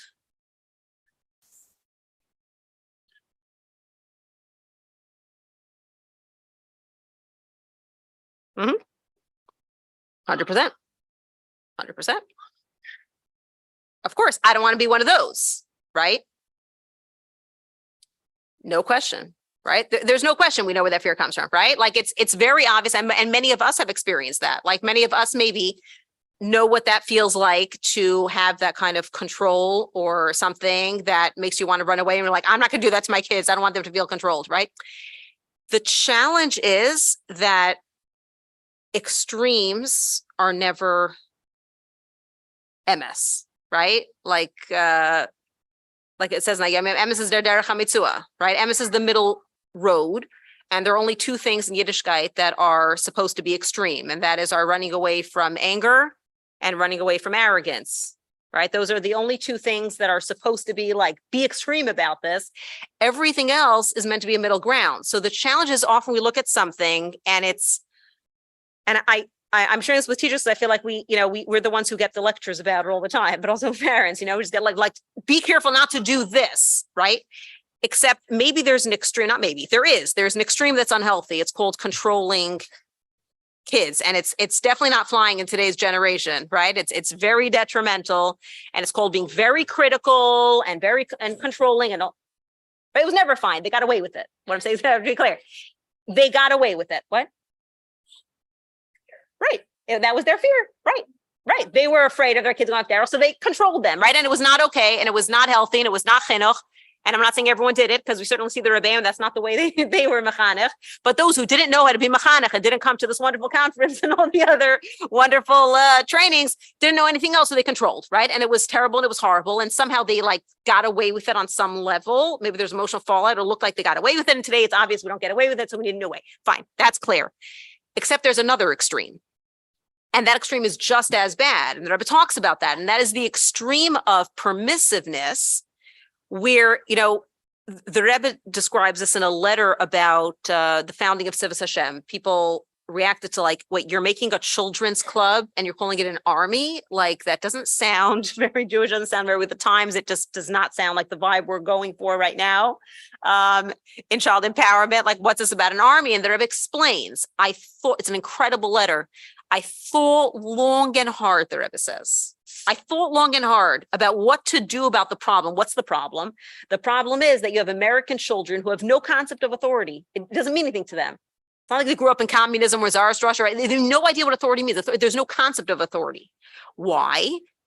It's the culture, it's the place they live in, it's the government, it's the everything. And on top of that, parents, the Rebbe says, have abdicated their authority. Why? And this is the Rebbe's lashon. Parents not wishing to be bothered by their children have abdicated their authority. Not a very complimentary thing. Not wishing to be bothered by their children. In other words, parents who are, the Rebbe's calling it straight out laziness. Fear might be a nicer way to, that's true. One second. So today we might redefine it and say out of fear, right? Not a laziness, out of fear, right? Not wanting to fight with their children, right? Basically, whatever it is, are just have abdicated their authority. Now, there's a very interesting thing, and I'll in 1 second, that the Frierdiker Rebbe says. It says that one of the signs, very strange things that you probably don't want to look up, but the things that will happen before Mashiach comes, I guess maybe you could, because they've happened already, so we can be, I said all the things have certainly happened that will happen before Mashiach comes. One of the things it says is Pnei Hadar K'Pnei HaKelev, that the face of the generation will be like the face of a dog. There are different explanations what that means. What's the face? Whatever. What does that mean? So the Frierdiker Rebbe brings, the explanation is that Pnei is the face, is the leaders of the generation. They're the face of the generation. So the face of the generation, the leaders at the time before Mashiach comes, will be like a dog. What's a dog? So a dog goes with its master. It runs ahead, but it keeps looking back to make sure that the master is behind them, following them. So what's going to be before Mashiach comes? That the leaders will keep looking back at those they're leading to make sure they're happy with the way they're leading. And I think there could be nothing that, describes the situation better than that. It's like, there's this fear. Are you okay? Okay. What okay? What okay? That's the rule. Like, right? Like, are you happy? And is that fine? And am I allowed to make this rule? And am I allowed to teach you this? Right? And like, we're looking for their approval for everything that we're teaching. And yes, we're not going to attribute it to laziness. We will be more generous. It's certain. There's no question at this point it's coming from fear. Mm-hmm. The amount of responsibility or right. They have to be the ones to approve your decision, so then they have to get over. Of course, there's so much insecurity in that. Of course, 100%. What? Yes, it's like we've right. They now have to be the adult, and that's a tremendous response. They want to know that you have it under control, and you know what's fine and what's right and what's good and what's safe, right? There's a tremendous amount of insecurity. So that's also extremely damaging, right? And it's not a competition to say which one's what. They're both horrible, right? Like controlling and overcritical and all of that is terrible. And so is leaving the kids without guidance, without authority, without a sense of like, I have parents and who know, and and I can trust them. That's and in a sense, what's crazy is if we do that, we create the exact thing we're afraid of, right? We're afraid that they're going to what's the worst case scenario? Chas v'sholom, abandon Yiddishkeit and live dysfunctional lives if we are too strong. So therefore we say, do whatever you want. So what do? They end up floating and just, right? And they have nothing to hold on to and end up exactly there. In other words, both extremes basically lead to the same place. And what's hardest is to find nuance. Right? It's easy to be an extremist. Not this extreme. No, never mind. That extreme, right? If this is extremely bad, then the opposite of it is extremely good. No, it's just as extremely bad. Extremes are bad, right? To find nuance, to be able to share strength and clarity, like we said before, radiating Ava and educating Yira, to be able to tell a child no in a loving way, in a way that they perceive, this same, someone, he's hilarious. I guess he grows up with parents talk about Chinuch all day, so this is a little shyness, but he once made this comment. It was First Eimer, and he said, which midah do parents use the most? I said, really, which one? Gvura shebechesed. I thought that was great. It was a great definition. I'm so glad that's what you understood. Parenting is gevura shebachesed. I love you, and therefore I have to set rules. And it's not rocket science. It's not a hard thing for a child to understand, right? I love you, or a student. I love you dearly. Maybe we express it this way, or we express it in a million other ways, right? So that means we're saying it calmly. We're not getting angry. We're not taking revenge on the child, chas v'shalom, right? Just very calmly and firmly. I love you. This is not okay. I love you, and therefore I can't let you do this. Whatever, whether we say it directly like that, or we just make that connection because we're being so loving and we're just clear, like, yes, I understand there are many other parents who let their kids, whatever.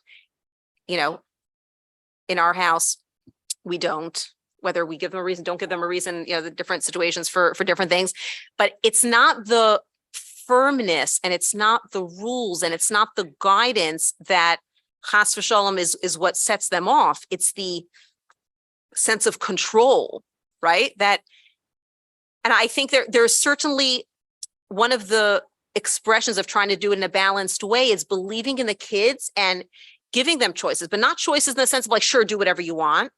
Choice in the sense of like, listen, we decided we got to be smart. What's an option to let the kid choose and what's not. But before you give the kid the choice, you farbrengen with them, right? And share with them. This is okay. Listen, at the end of the day, I'm not going to tell you what to do. You could decide, right? Fine. That's it. Now the whole thing is dismantled, right? You told me to, and then you sit them down for an hour and you talk to them. But let's learn. I want to make an informed choice. Let's first understand what Torah says. Let's understand the this, and then the Rebbe says, and this, and I'll tell you a story and whatever. And now, listen, I understand it might be hard for you. So you decide what you're willing to take on. It's crazy to see what they're able to take once it's like, I don't have to fight you, right? Now that I just shared MS with a child, I didn't make you do it. I just made it very clear to you what the MS is. They want to do the right thing. Everyone wants to do the right thing. They just don't want to be bossed around. So it's like there's I don't even call it middle ground. There's a higher ground, right? There's a higher way of being mechanech children that's neither this nor that. It's not leave them to be the dogs that have to figure out how to run their own lives, chas v'shalom. And it's not.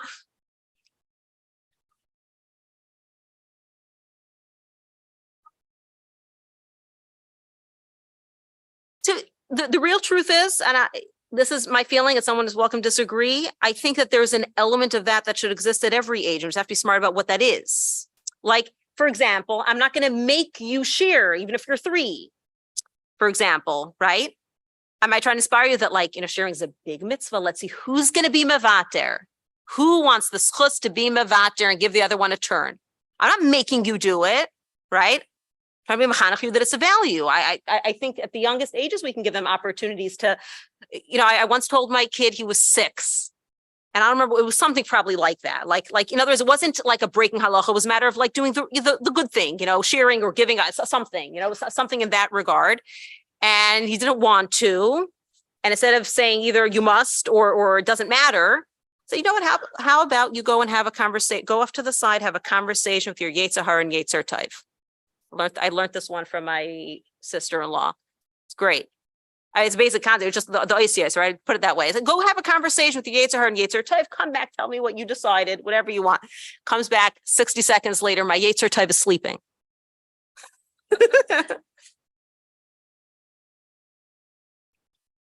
okay. So go wake him up. It took another minute or two. Okay, my Yetzer Tov said, Now, and sometimes they'll say, listen, this time I'm not up, So I think that happens less often than we expect it to. And even when it does, I think we could call their bluff and basically just not believe they mean that. Like, okay, it looks like your Yetzer Hara is really trying to win this time. Okay, he thinks he can win, huh? Silly Yetzer Hara, Like, I think we need to just not take them that seriously, that's what they want to do. Okay, yeah, Yetzer Hara. He's the bad one, Yetzer Hara is talking. What? Right. You're not bad. You want to do the right thing, and your Yetzer Hara is talking, and it's like, so I'm going to talk about what will be, right? So I'll talk about what will be. I'm sure your Yetzer Hara is trying really hard to win, but you know what? I'm sure you're stronger. Come back to me when you're ready. It's okay. You could take your time. I'm sure you're stronger than this silly Yetzer Hara who thinks he could win you. It's what? Well, it's not okay for the Yetzer Hara to win. It's okay that sometimes it happened. In other words, it after the fact. So we could say that. We could say, listen, if this time is too hard for you, that's okay. You know, clearly, sometimes it's hard for us to make the right choice. That's a truth. And what's the choice? That's a truth. You're not a bad kid because you made the wrong choice. Let's be clear what happened. Right now, the Yetzer Hara won. Okay, maybe next time the Yetzer Hara will win. I'm sure it will. You know, we all have times the Yetzer Hara wins and it's hard to make the right choice. Okay, you know, don't get alarmed. In other words, it's just let's normalize, but let's call it what it is. That was I let the Yetzer Hara win this time. That's what it was. Does that make you a bad person? No, just yeah, that happens sometimes. But you know what? I'm sure next time, you know, whatever.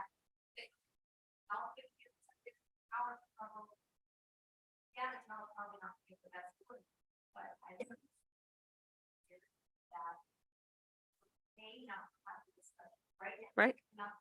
Mm-hmm. For sure. 100%. Mm-hmm. Very possibly. Depends on the situation, but yes, in many cases, it's not, and that's the point about, right, that's the point with the not control. My goal is not right now to make you make the right choice. My goal is right now that we somehow now, whatever, right, that I'm going to take this opportunity to be mechanech you, that you have better tools, you know what the right thing is, and hopefully we'll make a better choice next time. In other words, the picture is chinuch. I'm looking to set you up for a life that you make good choices. I'm not going to beat you up and control you for, you know, you must right now, and you're going to get punished that you didn't, and you're horrible. That's not the point. The point is I'm just looking to give you ICS for what happened. Let's be clear. Yeah, it just no, I'm just labeling, just so you understand what happened. I know you're right. I know you like to share. This time it was hard for you. The Yetzer Hara, you know, made it hard this time. I understand. It's hard for all of us all the time. Now the child understands what happened. I'm not a bad kid. You know, I'm not whatever. It's okay to be mean, or it's okay to whatever the case was. It's not that behavior is okay. And it's not either that I'm terrible. We taught them chassidus, right? You have a Yetzer Hara and a Yetzer Tov, and they battle, and sometimes this one wins. And the goal is to keep trying. That as much as possible, the Yetzer Tov should win. That's the MS, right? And then hopefully I'll try to make a better choice the next time. But then we've let go of the fear of like, somehow I have to make you do stuff. I don't have to make you do stuff. I need to teach you that. I need to teach you what Yiddishkeit is about, that truth about the battle of what we're trying to accomplish and what the Yetzer Tov wants you to do, right? What does Hashem want from you? That's my job. My job is to teach you Torah and mitzvahs and to empower you to want to make the right choices. And then trust that you, Bezos Hashem, you will, you know, as much as possible. That's neither control nor all options are fine and you can do whatever you want. And, you know, it's not that either. It's real chinuch, but real chinuch is harder. It's a lot harder to, you know, to find it in ourselves, to really think about what am I trying to accomplish here? What does the child need to learn? What values? How am I going to give them those values? What can I share with them that will be inspiring? You know, how can I transmit a sense of trust and empowerment to do the right thing? What am I modeling? What kind of ICS am I going to give to the conversation is a lot harder than just like either, right? You better or else, right? Or do whatever you want. Because that's, you know, neither of those really should be an option. And we shouldn't think that somehow we're not helping them by saying, do whatever you want. We are helping them by, you know, I guess switching to real chinuch. And maybe we don't know what to say right now. It could be in a few days. It could be, you know, I have to really think this over and come back and calmly have a conversation. But it's an incredible thing to see what happens when we take the control element out and the judgment element out and really just tell them truth. Just talk to them about like what Hashem wants and what does the Rebbe say and a story of Hasidim or a story of the, right, Sir Nefesh Tzadikim and like and I'm leaving it to you, and you decide what you're ready for. It's like, it's incredible what choices they can make when they don't have to. They don't have to fight us. Now, I'll give you a cute story that maybe just illustrates like what we're trying to accomplish. So this daughter of mine with the tantrums, there was one time in the thick of those 3, 4, I think of one of these like just major tantrums she seemed to not be able to control and just having a meltdown and kicking the wall. And my husband decided to try something different, like some humor, like trying to diffuse the mood. So he says, "Ooh, someone's kicking the Yetzer Hara, kick harder." So she just started laughing, kicked a little harder, and then that was the end of it. And it was so funny because it worked in her particular situation, and the humor of it diffused it. But it was an interesting muscle, really, of what we're trying to do. There is a power struggle, and they're directing it at us just because they've no one else to direct it to. Like, there's a midas hanitzachon. There's just a need to win. There's I'm growing up and I feel the need to assert my independence and be a somebody. So I need to fight somebody. So I fight mommy and tati. And if mommy and tati told me do a mitzvah, so now I'm fighting the mitzvah, Rahman al-Islam, to think that the mitzvah is the problem, that Hashem, they don't have a problem with the Eibusher, they don't have a problem with the mitzvah. They just need some victory here. So what do? We take that energy, and this is the Rebbe's like incredible thing about it, Tzivas Hashem, take the whole thing and direct it to the Yetzer Hara. There is a ridiculous Melech Zaken Uxil. There's a silly old Yetzer Hara who thinks he could win the sergeant in Tzivas Hashem. Silly Yetzer Hara, right? You take all them, they'll fight the Yetzer Hara. They won. Sure.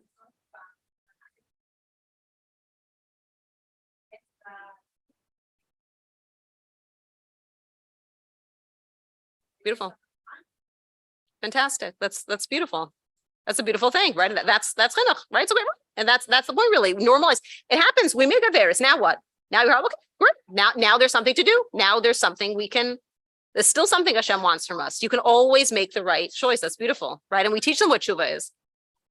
Sure, of course.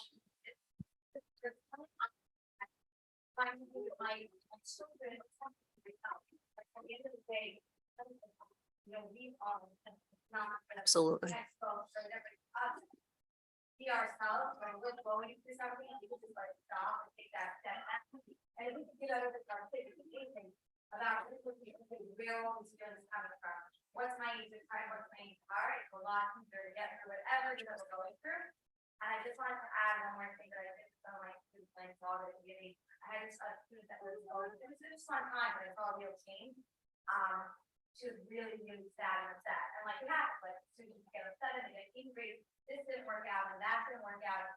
And really using the concept of Chanie about like how our HR loves it when we're upset. Like our HR loves it, they cry when we're upset. When we're down, then they're totally next to the time. They're doing whatever it is. You don't want to learn, you don't want to document, you shouldn't know we're upset. And like really giving that perspective to the child. I really see Rob really helpful. Beautiful.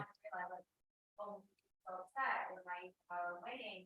And I'm miserable, and this is what's going on. We're trying to like take that step back and give that child that perspective. It's beautiful. That's beautiful. That's so important. The Yetzer Hara is trying to make you miserable. And I would add to that. Right. And I would add to that a corollary, and that is also, and the Yetzer Hara is trying to make you feel bad about yourself. Now, about that, right? And now that you made a mistake, right? The Yetzer Hara is going to try to make you feel like now you're a bad kid and you're a loser. That's a trick of the Yetzer Hara. Don't let him win. You're a what, right? You're a mitzvah child, and Hashem loves you, and you, right? And this time the Yetzer Hara won, but we're not going to let him keep winning by making us feel bad, because that's a trick. And it's so empowering to give them these ICS. Like, it's really just plain Tanya. Like, it's just, yeah. And like from the youngest ages, like they need it.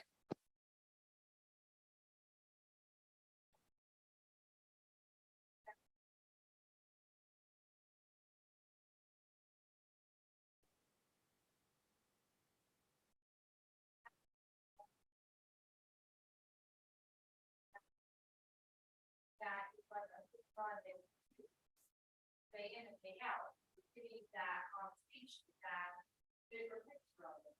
But when you're teaching what they, for example, older, right? Mhm.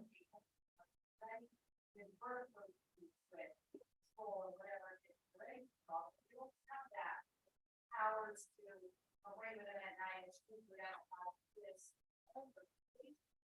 I feel that whole, No, harder.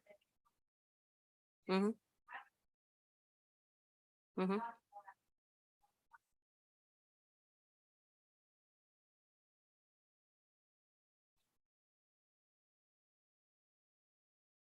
Right. Okay, so first of all, that's a great point, and I want to acknowledge that everything about chinuch in the classroom is way harder. Other than, there's the challenge that with our own kids, things are personal and that gets in the way. So it has its own challenges. But in terms of this, there is a very significant challenge trying to accomplish this balance when we, right, right. So in other words, let's say parenting has its, difficulties. The challenges of in the classroom are this specifically, that the main disadvantage really that we have in the classroom is that we're coming in and have to get them to behave and conform and do and learn. And we have to discipline them in order for there to be anything functional going on before we've had the benefit of those like early years of establishing a loving relationship. And that's very hard. It is very hard. Right. We're dealing with, yes, they're coming in with their baggage and trauma and everything else. 100%. And it is not for the faint of heart. Let's acknowledge this. And those who have, it's really, it's just increasingly like a very incredibly challenging shluchus because of all this. Like it's just like you're trying to do something incredibly challenging as it is with your hands tied behind your back and like everything from all sides, just making it possible. And the question is none of this is going to ever be easy until Mashiach comes. The question is though, what's the best approach?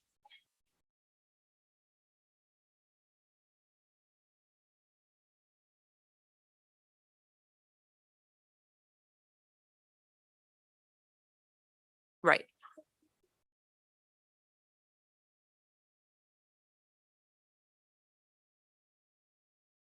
It's true, but the basic premise is the same, and that is that showing the child I'm afraid to be mechanech them won't help them. Now, the question is what we call permissive.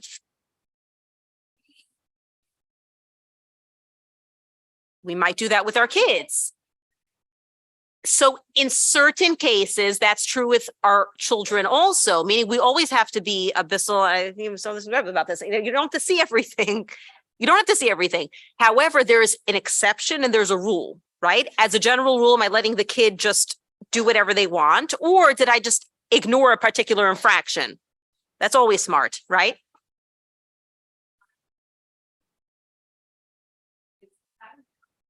Hmm.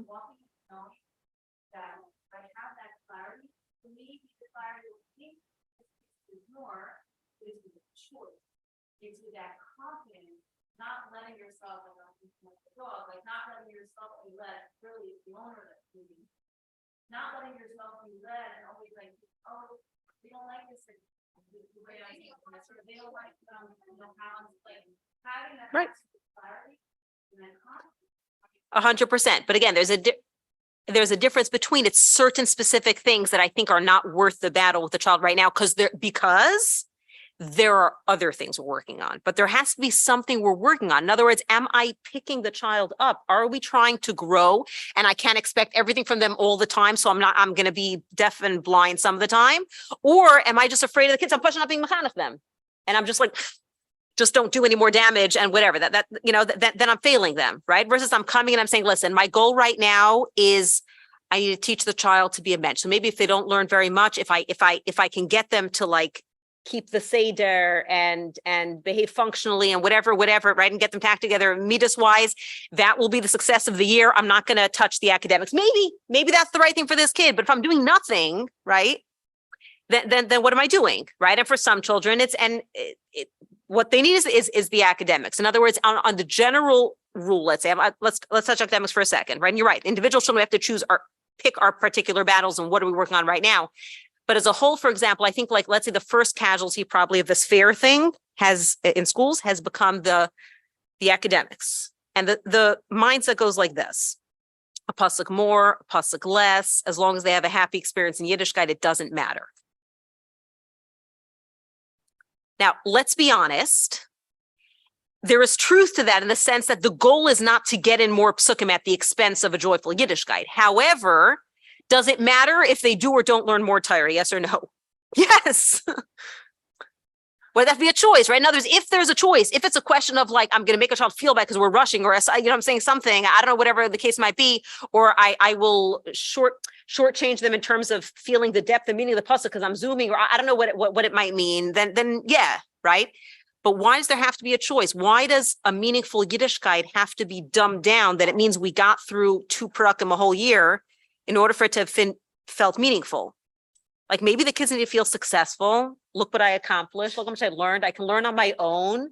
Like maybe we could do both. We could actually teach and cover ground and actually do it horror of horrors in Lashon HaKodesh or Yiddish, right? Inside the Sefer and not in a way of punishing them, right? But motivating them and somehow have an incentive, like, that it's worth it to look inside and like, how good does it feel? You know that, like I have I'm sure everyone who's seen little kids learn to walk, it seems like I have like one video of one of my children learn to walk at like 13 months. It was the youngest one, did it, like his little pipsqueak, like tiny, and finally figured out how to walk and get this video in his face. Like, it's like, that laughing with like proud of yourself type of like, and like, look what I did, right? It's like, it's unbelievable. We owe it to our students to let them feel that delight of like, look what I did. I mastered something. Yes.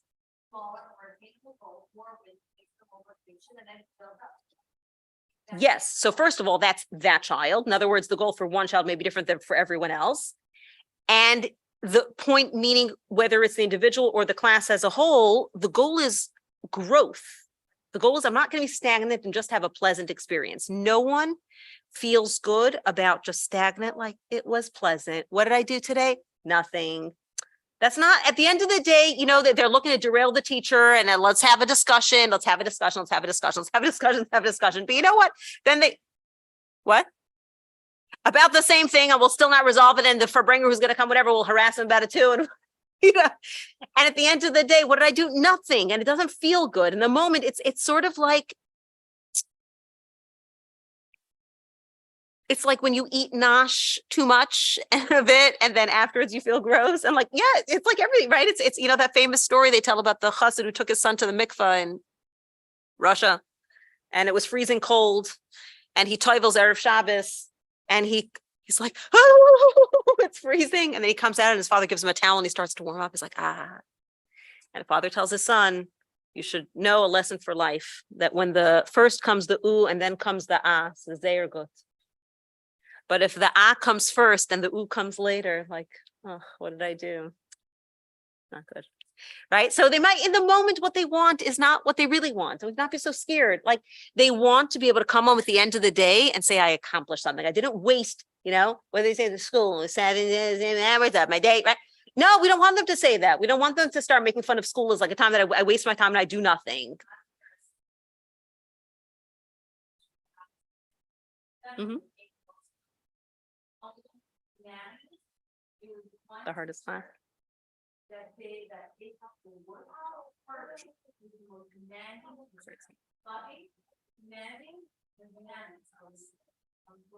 Fascinating.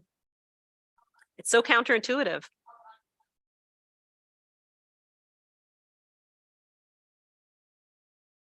Mm-hmm.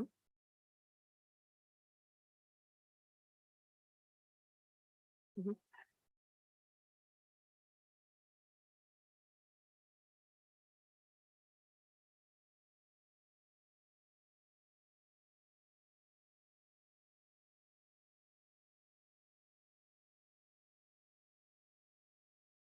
Wow.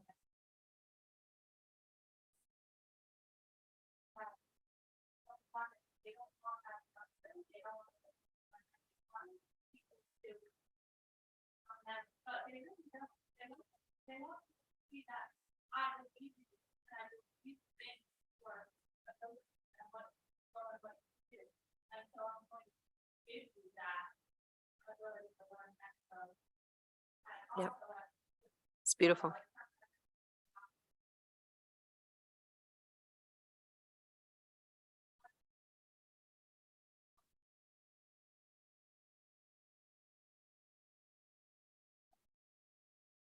Right.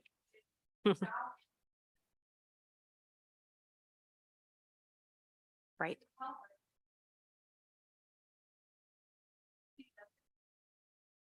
Right. And with you, I'm not going to make an issue of this. 100%. Thank you for sharing. That's a great example.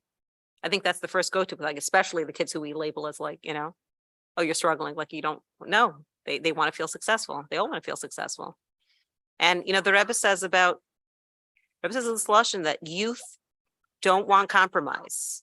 They reject compromise. They want MS, and they're going to come to us with tinus later. They will come to us with tinus and say, why didn't you give us the whole truth? Which in the same way would be this, like, why? They're going to come to us with tinus and say, why did you let me get through school and I can't break my teeth over a pasuk still? Yeah.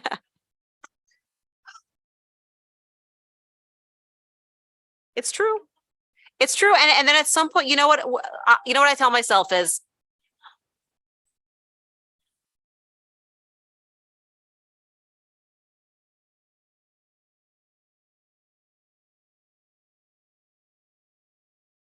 yeah.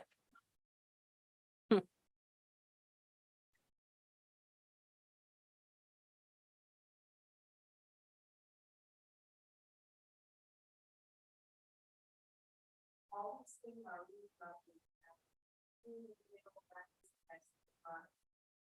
found that after still sometimes not forget how to go, but you're still able and then what we do I hope we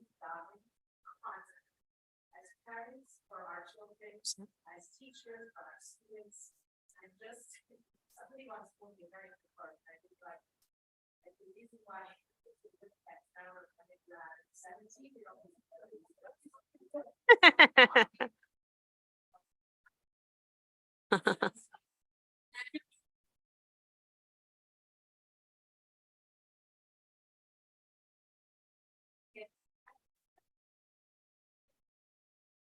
There are children, but and much of we want, I would want to be a parent and somebody, another teacher, and they were saying, another saying, like, how does that parent let her go to school like that? I said, really, you think the mother sat at the door and said, sweetheart, please pull your skirt up, another's picture. I'm sure it would be much more attractive when we get to school, but it's good like that. We all want the best for our children, and we all try our best, I think. And we need that triumph, the feeling, the adopting, the passion, whenever you can, just adopting that, that it all should come out. And that the other piece is that I like this, will always be that they will really what can I teach them? What they make to our students? And even later, they manage to come up and they come out on the other side and all of the thought that they just had left is still there. Even if they're not the picture of what you thought they would be, they're still doing those things and they're still there and they still have a whole life ahead of them. And in the end, they are the picture, they're not ours. We don't do as much as we can. Something I hope felt very strongly. We all do this right, do that right, but we have to have the creation and that's not strong out.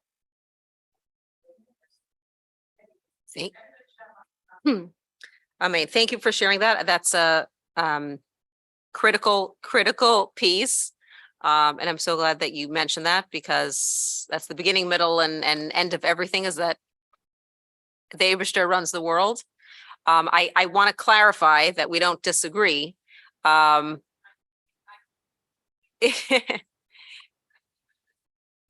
They mechazik that. Thank you very much. Thank you.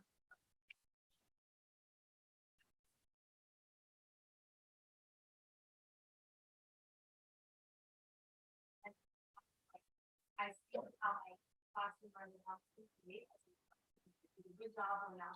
And so I had this power that I needed to go a certain way for me to have done it properly and for me to have done my job. But every time I have to check out of that and be like, Right. there Hashem. This is not about me. Yep. Mhm.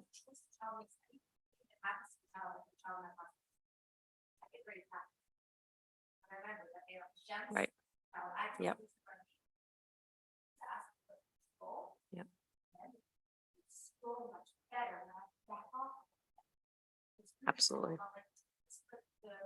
Happening to the Hashem here, it actually has like practical ramifications in this, like gosh, 100%. And that's what it means, seeing the child as a neshama. They're not, this is not, they're a neshama and I'm a neshama. This is not about me versus them being a reflection. There's no personal element to any of this other than just, we're all here to serve Hashem. What does Hashem want from me? And what does Hashem want of the child? Like, and in that sense, I'm just here to do the best that I can.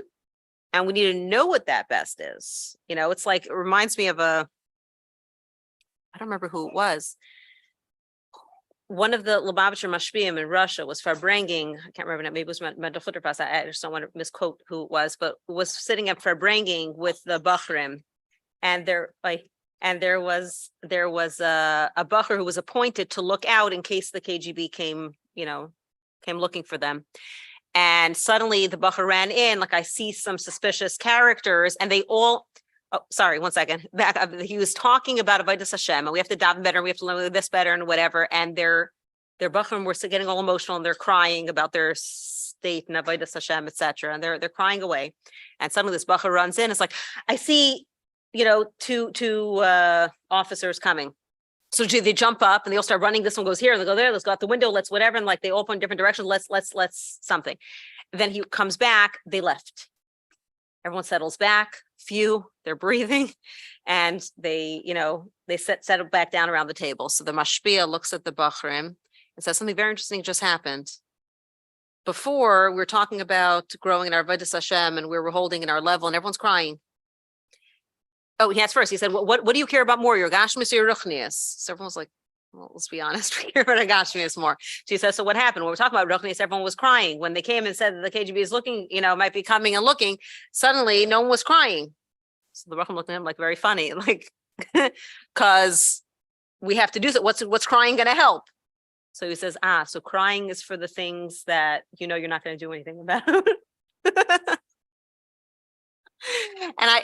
I think the point of that relative to this is that there has to be a sense of neshama focused chinuch means it's not about me. It's not about, it's not personal. It's not about my agenda. It's not about my control. It's not about how I'm going to feel and the results and the success, right? It's about doing what's right for me to do. And in that context, I need to know what the right thing is to do and actually do them. And I don't want to contradict that because I think that was super important. At the end of the day, we have to recognize that we need the Eibishter's help with all of this and tremendous amount of siyata d'shmaya, and we need to daven.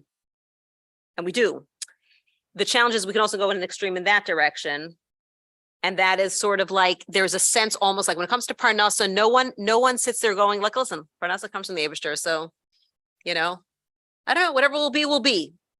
No one does that, okay? Everyone makes themselves gut meshuga, trying to figure it out, and hope once in a while that you're, that you're remembering about the Eibishter. It should be more, right? But our nisayon is that we have to remember Hashem in the Parnasa. When it comes to refuah, we run to every doctor and everything. Everyone has their own challenges. I don't know what everyone's holding somewhere else, but I think there is a tendency when it comes to chinuch to think in that department, that's the department to cry. You get what I'm saying? As per the story, like the Gashmias, we have to do stuff. Because you have to make a keli, But in Ruchnius, it's easy to go like, listen, that's up to the Eibishter. So just daven. Now, it's not just that. We also have to really, really, really daven. But I personally have found it insightful that when you look at the, let's say, you look at the Rebbe's,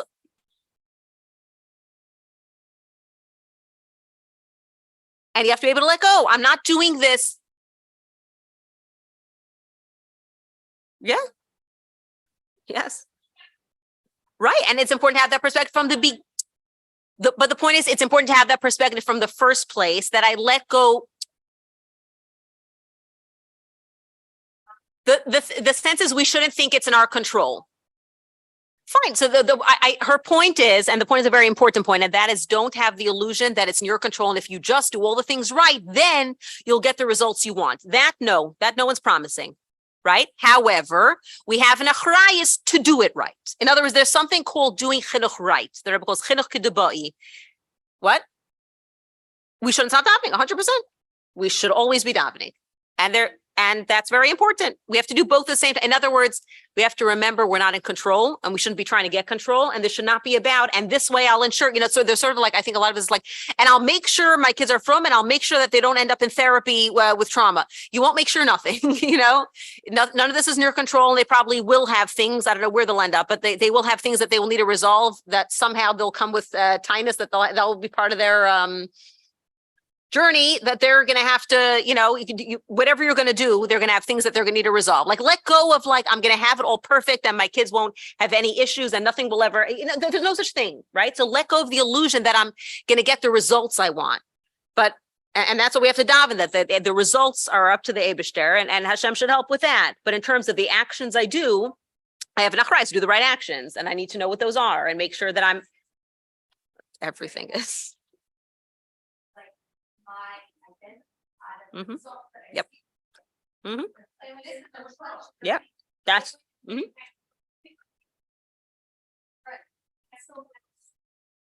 That is probably the. Yeah. Right. Right. Right.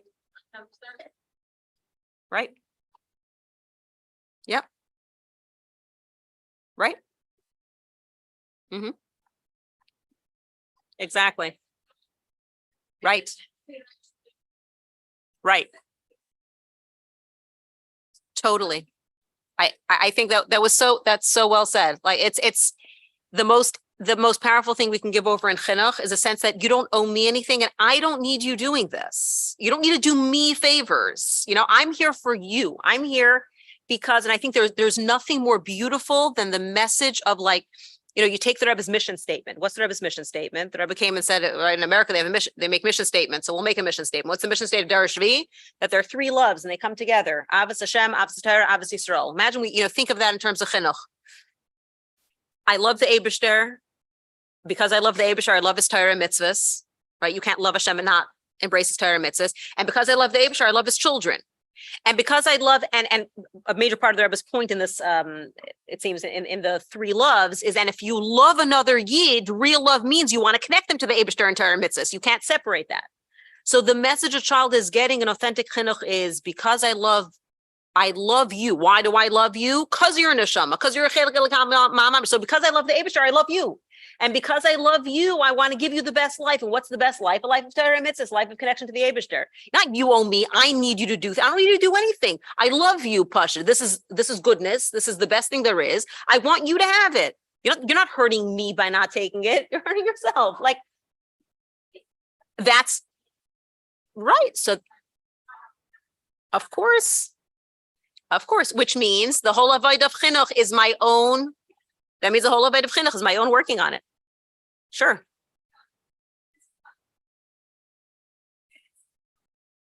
%100%. Right. 100%.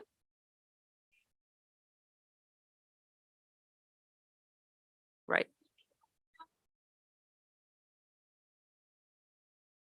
Yep. Mm-hmm. Mm-hmm. Precisely. Right. Absolutely.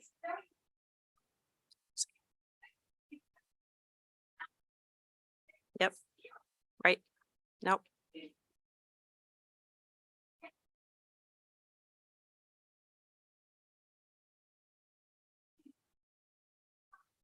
Right.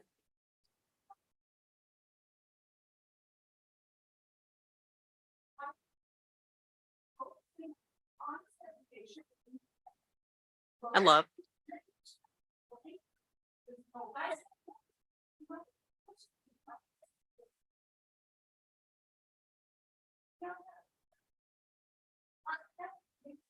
Right.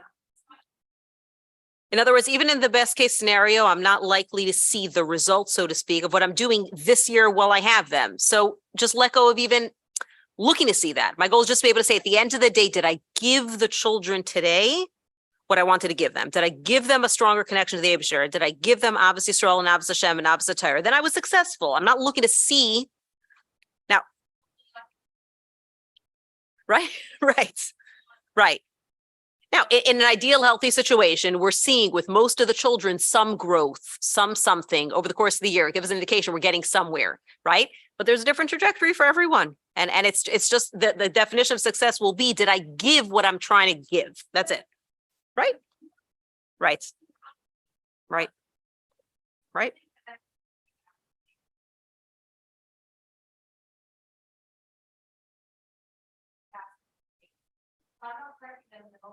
About noticing what value am I not transmitting to my child, and then over time transmitting that value. And it's not about correcting in the moment. Child flips the cereal bowl. It's not about getting to pick it up right now or even in 5 minutes. It's about what value is missing. What is not happening in front of the child. Why is not clicking? Yeah, I told her that. I told her, yeah, I'm not hearing that. Because it seems to be the emergency mode of like, I have to correct this behavior right now, or my child's going to learn that this is okay. Like, no, you value that your child is not saying yes. I think.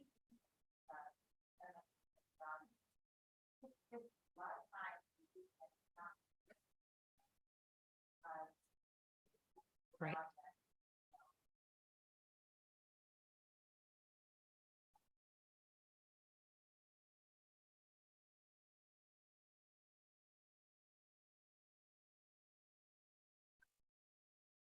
They reflect. Right.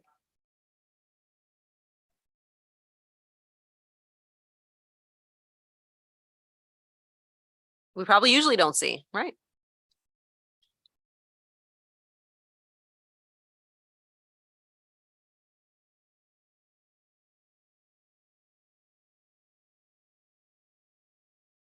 100%. And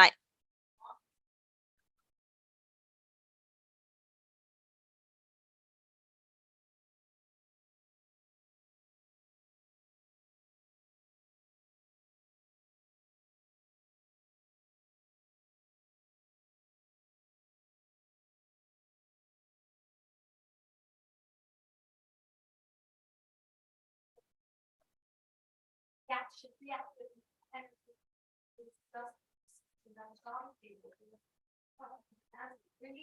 my mom value, like wow. sharing values. My sister alone, sweet freshman. Amazing. Wow. I think that's where we started. Like, that's what makes chinuch so hard, is there's no sense generally, not with our kids and not in the classroom, that we can have any way of measuring where we're getting really in the real chinuch. It's hard. Yes, you're very welcome. Thank you. Which is why, 1 second, let me just say this.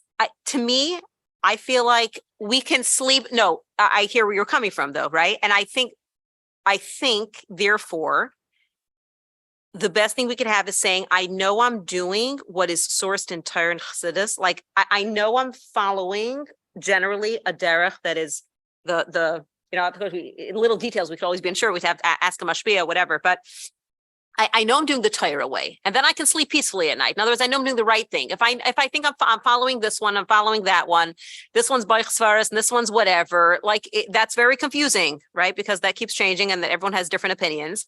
But if I know, like, I'm generally doing, to the best of my understanding, with the guidance of whoever I'm consulting with, try to understand, what does Torah want from me? Is the approach I'm taking to chinuch the Rebbe's approach?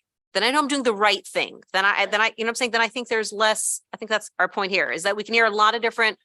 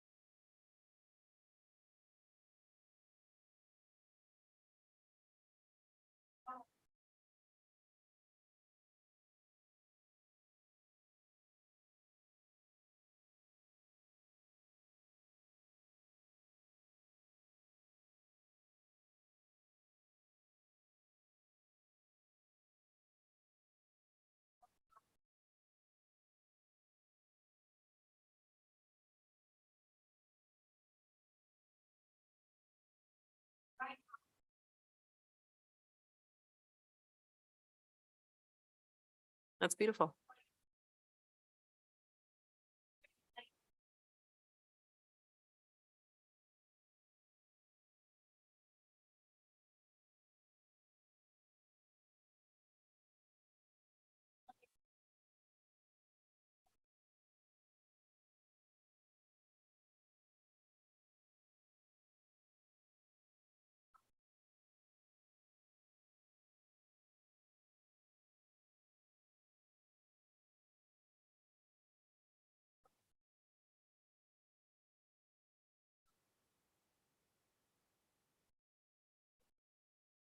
Can I tell you something? Did you finish? Did you finish what you wanted to say? You said something before about I'm asking my kids, but I haven't talked to that. Like I'm asking us to do a lot of things that are like different than other people and whatever. My personal experience growing up is that one of the best gifts a kid could have is a sense of difference. This is what we do in our family with a sense of pride. That almost like, but I look back and one of the things that was strong in our family, which maybe I look back, we laughed about it later and like, was it real? And was it whatever? It was like the milchiks. And that was like a whole big deal, like which milchiks we eat and we don't eat and everyone else, well, whatever. I'm not going to get into that whole thing, but it was a whole parsha. And somehow we were just the kids who just didn't eat milchiks anywhere and couldn't eat the pizza by Mora's house and don't ask, like just couldn't eat anything, go get the potato knish at the place where everyone's going in camp and we were that one. And instead of feeling deprived, I have to tell you, we felt really special and really like proud that we have a higher standard in our families. At Garnish Geschatten, it was a very good thing. And looking back, even though we found it was just like her laughing is a real difference between the hechsher of this one or that, you know what I'm saying? We became teenagers and we did the whole thing. But not we were just like made fun of like, fine, you know what I'm saying? You want to whatever, do you really know? Do you blah, blah, blah, blah, blah, blah, blah. But as a parent looking back now, in a sense, almost I would say like I would do the same thing all over again, even if it had no basis to it. Like, in other words, even if I like just l'shem Pashut having something, I don't know what the, what was, what wasn't, I don't know. But the l'shem a child knowing amongst other from Lubavitcher kids, there's a standard that's a standard of my home and we're proud to keep it, was so good. It was so helpful that I would do it just l'shma. Do you know what I'm saying? Find something. I'm not saying make up in milchiks. Find some. I'm joking. What I'm saying is that's I'm joking. But what I mean by that is you're saying about the leggings, and without getting into discussion about leggings, what we're saying about leggings in a sense of like with no apologizing. Really, I feel like it's a healthy thing for a child's chinuch.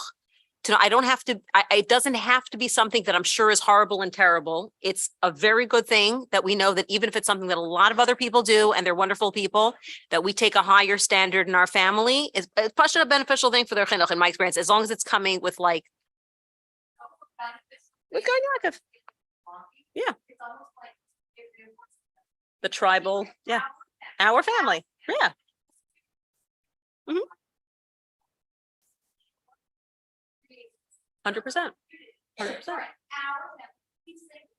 For sure. Absolutely. Absolutely. I totally agree. Yeah, sure.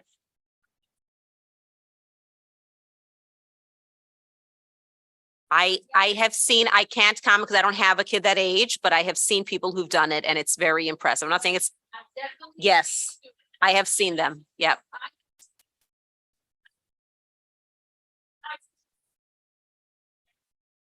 It's very hard and it takes tremendous siyata d'shmaya and really skillful chinuch. But I definitely have seen that there are, yeah, yes.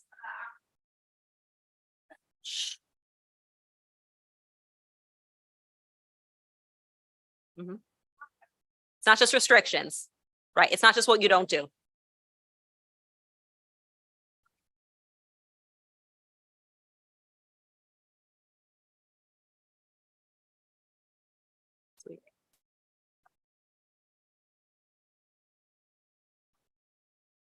Right.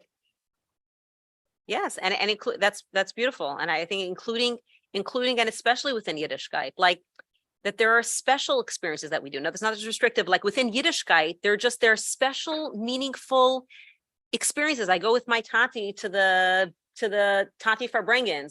Like, and the other kids don't. You know what I'm saying? Anything could be a privilege. It's not just, well, we don't do that, right? It's like we have special experience. My kids are proud of themselves that they get to go on seminary Shabbaton. Between that's their, I hear regards from camp that my daughter's going around asking all the head staff if they're coming to Sundays next year because my mommy teaches in Sundays. So, like it's if they're proud of their family or their parents and get to, what I mean? Like it's a very healthy thing. And you're right. Like it just, Spaces, we have I agree very. It's not I'm better than you. I go to this for bringing. I'm the only one in the class. Well, that If you have some children who you're do right. that, or like they go to people's home, oh, we don't eat that in a very like Right, arrogant rude way. And you know what, honestly, you know what I'm saying? I I think they really model our attitude. I really think they model our attitude. Personality of a child. Yes, one second. But if they're that, one second, if they're that person, let's be honest, if our kids have that personality, they will find what to do with it. And they'll do it with, They'll be proud of my other things. or you're fat and you're skinny and you're this and I'm better at sports. And in other words, we have to mechanech them no matter what. If we have the kind of kids who are going to put other kids down, they're going to do it with something. It's not going to be, but it's not going to be because we gave them high standards. That's what I'm saying. That's separate. Then you have to teach.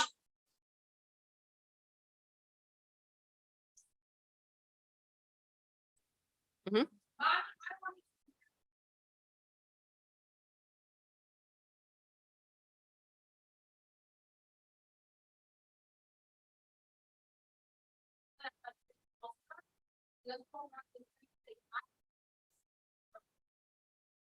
Beautiful.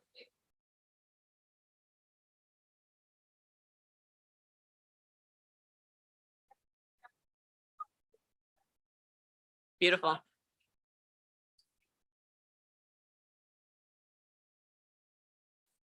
Beautiful. I don't sit here anymore. Okay. You don't have to email this anymore, but if your friend makes an email and something, it's not for business. And nobody appointed you in charge of the world. That's so nice. Right. And I still love this way. 100%. Right. Then you're not special. Then you're an Totally right. then you're doing this. So. That's beautiful. But see, what I'm saying is I don't think there's a contradiction one or the other. In other words, this has to be taught and that has to be taught. They're two sugyas. They have to be taught to have high standards and not to be afraid of what everyone says and everyone does and who cares in our family and be proud of that. And they have to be taught how to treat other people and whatever. And it's Lee Kesher. One is not going to, this one, you know what I'm saying? They're connected. What I'm saying is one is not going to cause the other. This has to be, they both have to be taught.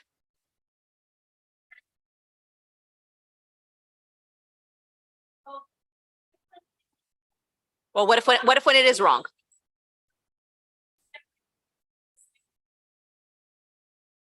Well, it might.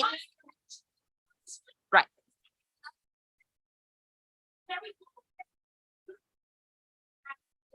Yeah. Right, but it is.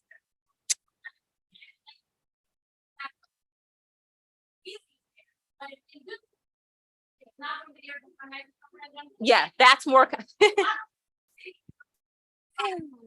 I was gonna.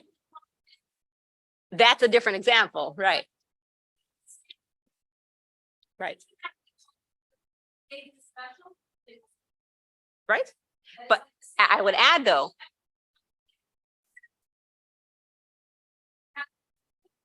A 100%.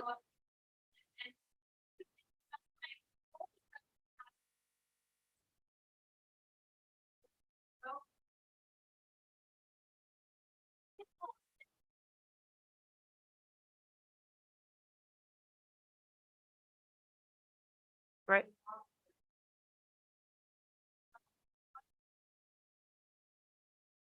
Right. So I agree with you. And I think that there are some things that have to be that way. Now, our children do need to know that some things it does matter. For example, and I'm going to say this straight, there is no Erev in Crown Heights and carrying is called Chilul Shabbos. So our kids do need to know that. No, but I'm because Bli Kesher to what you said, what I'm saying is there are those areas that there does need to be that clarity, that they need to know it's not just a nice thing that happens to be our family does. This is okay and this is not okay. And you need to know that because you're going to encounter things and think it's not acceptable. Right?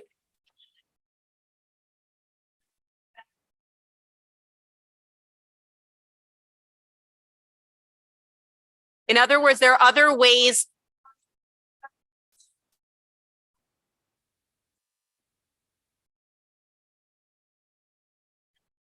Right. Right. Right.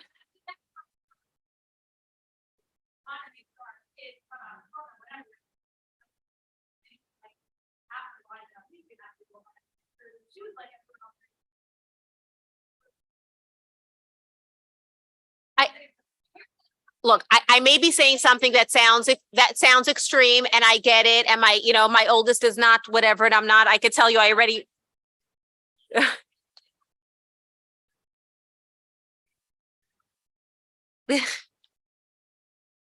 yeah.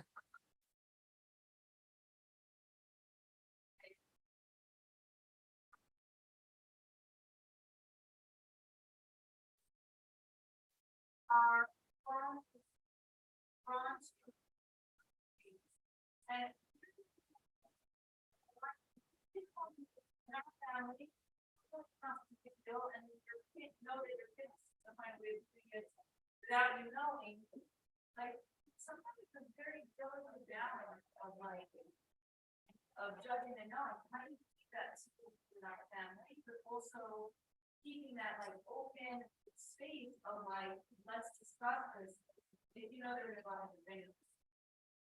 Or even if you won't, not that, but like, how to know that there's that will try and not about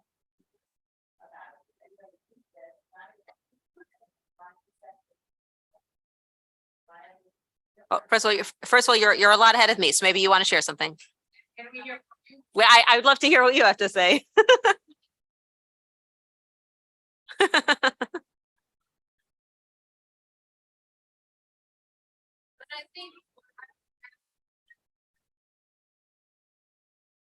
I'm sure it's a tough one.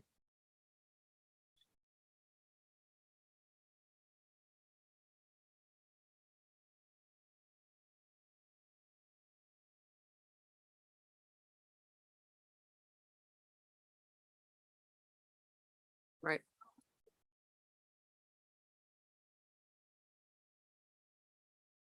Right.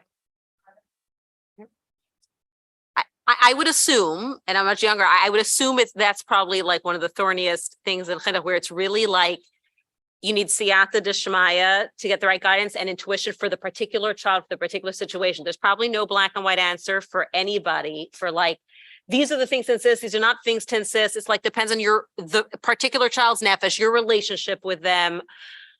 So many factors, and you have to daven that you get the right. What's called right? What's insisting, meaning making a thing out of it. There's an element in certain things of even saying, listen, I wouldn't do this, or Tati and Mommy don't do this. It's your choice and you want to take them on, but at least know what their parent standard is. That sometimes is a helpful balance. I'm not telling you what to do. There are people even pay for, listen, Tati and Mommy don't eat it. I'm not, whatever, or Tati and Mommy don't such and such, right? Right. That's where it's like, sure. A major part. That's what the individual bottom line of everything is a guessing game. There's right. Yeah, right. No, I don't think anyone has the answer. Yeah.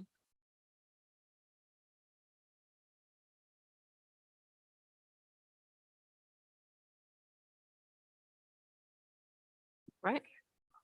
Yeah. Oh. Yep.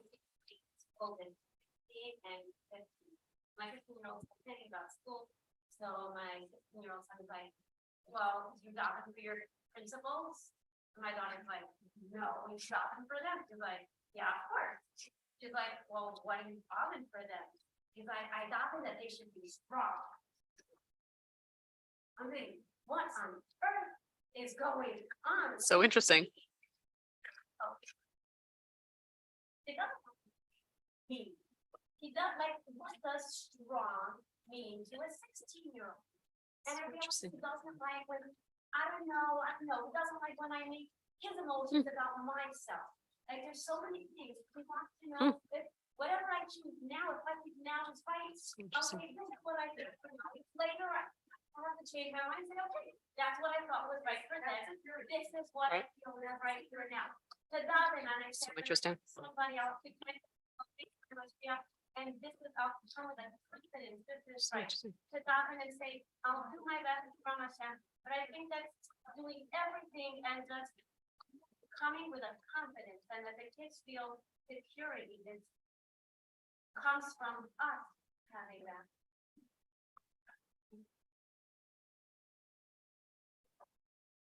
Yeah, I don't think we're ever going to master, figure out all the answers. It's just like there's mindset, there's their general principles, and then right. And we will never know what that looks like. But we need to trust, I think, that Hashem gave me these children or these students because he trusts me, and Hashem will put the right, I'll daven to Hashem and Hashem will put the right words and the right idea and the right hadracha and the right, intuition into me. And like, I remember I was once talking to my mother about this. It's just like, it was just like, I don't understand what's like what's with parents these days? Like, it must be so difficult. Like, everyone's just second guessing themselves. It's like, we didn't second guess ourselves. It was like, I'm the parent and I'm gonna now. They didn't, right? There weren't a gazillion people telling them things. It was like they just went with into what they felt the child needed, and I trusted myself, and that was that. And I did my best. Did I make mistakes? I probably did, and whatever, But there's something to be said for sometimes the simplicity of, what? I'm not going to have all the brilliant answers. I'm not going to be on Amazon looking for 300 options. The options make you crazy, right?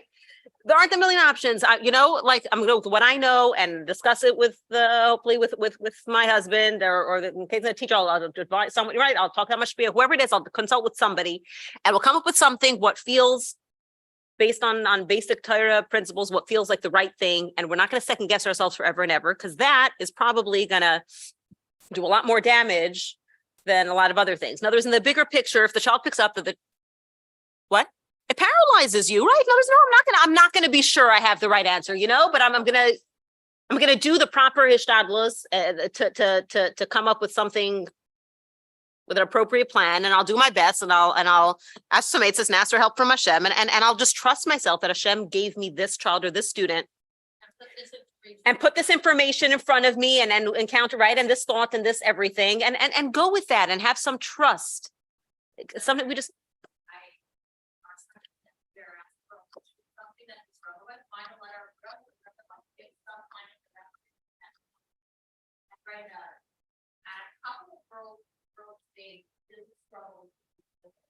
right.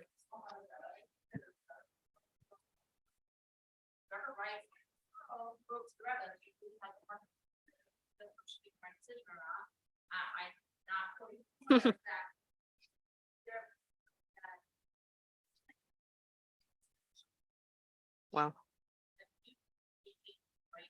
Wow.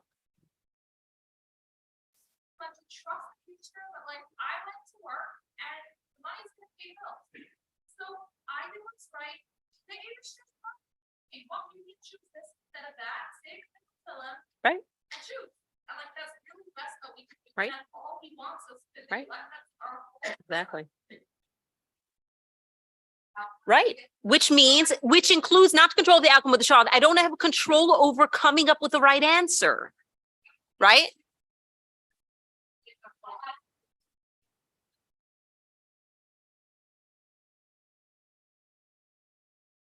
Can you talk louder, please? Saying, where's this coming from? Because you see people who seem to be doing it all right, and unfortunately their children are struggling.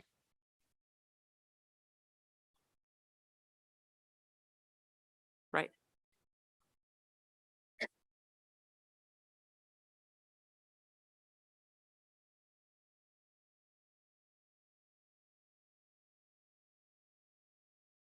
100%. That's the fear we're talking. Yes. That is the fear we're dealing with. But I mean, I just talk for my generation. I feel like we're all being crippled by that fear. And you're right, it is. It's real. It is a real fear. It is. But what are you going to do about it? Right. Go daven.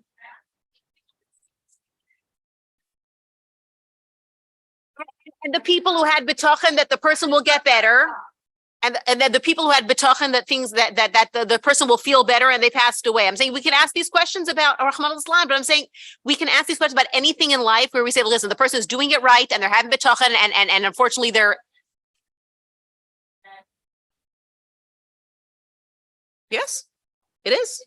It is. It is.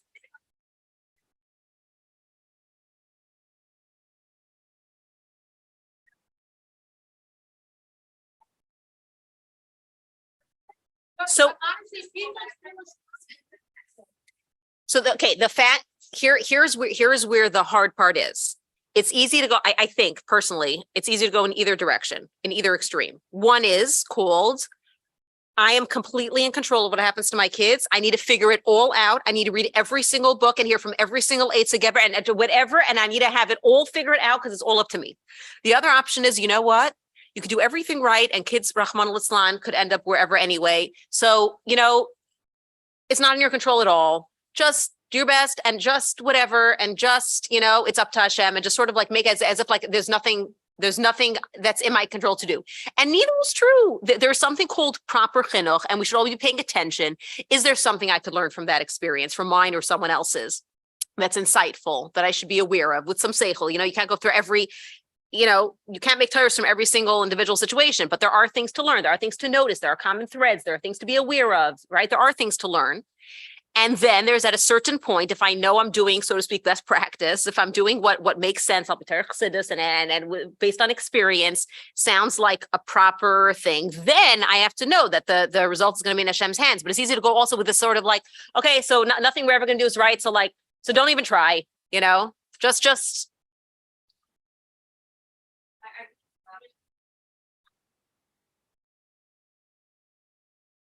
Well, what's called back off?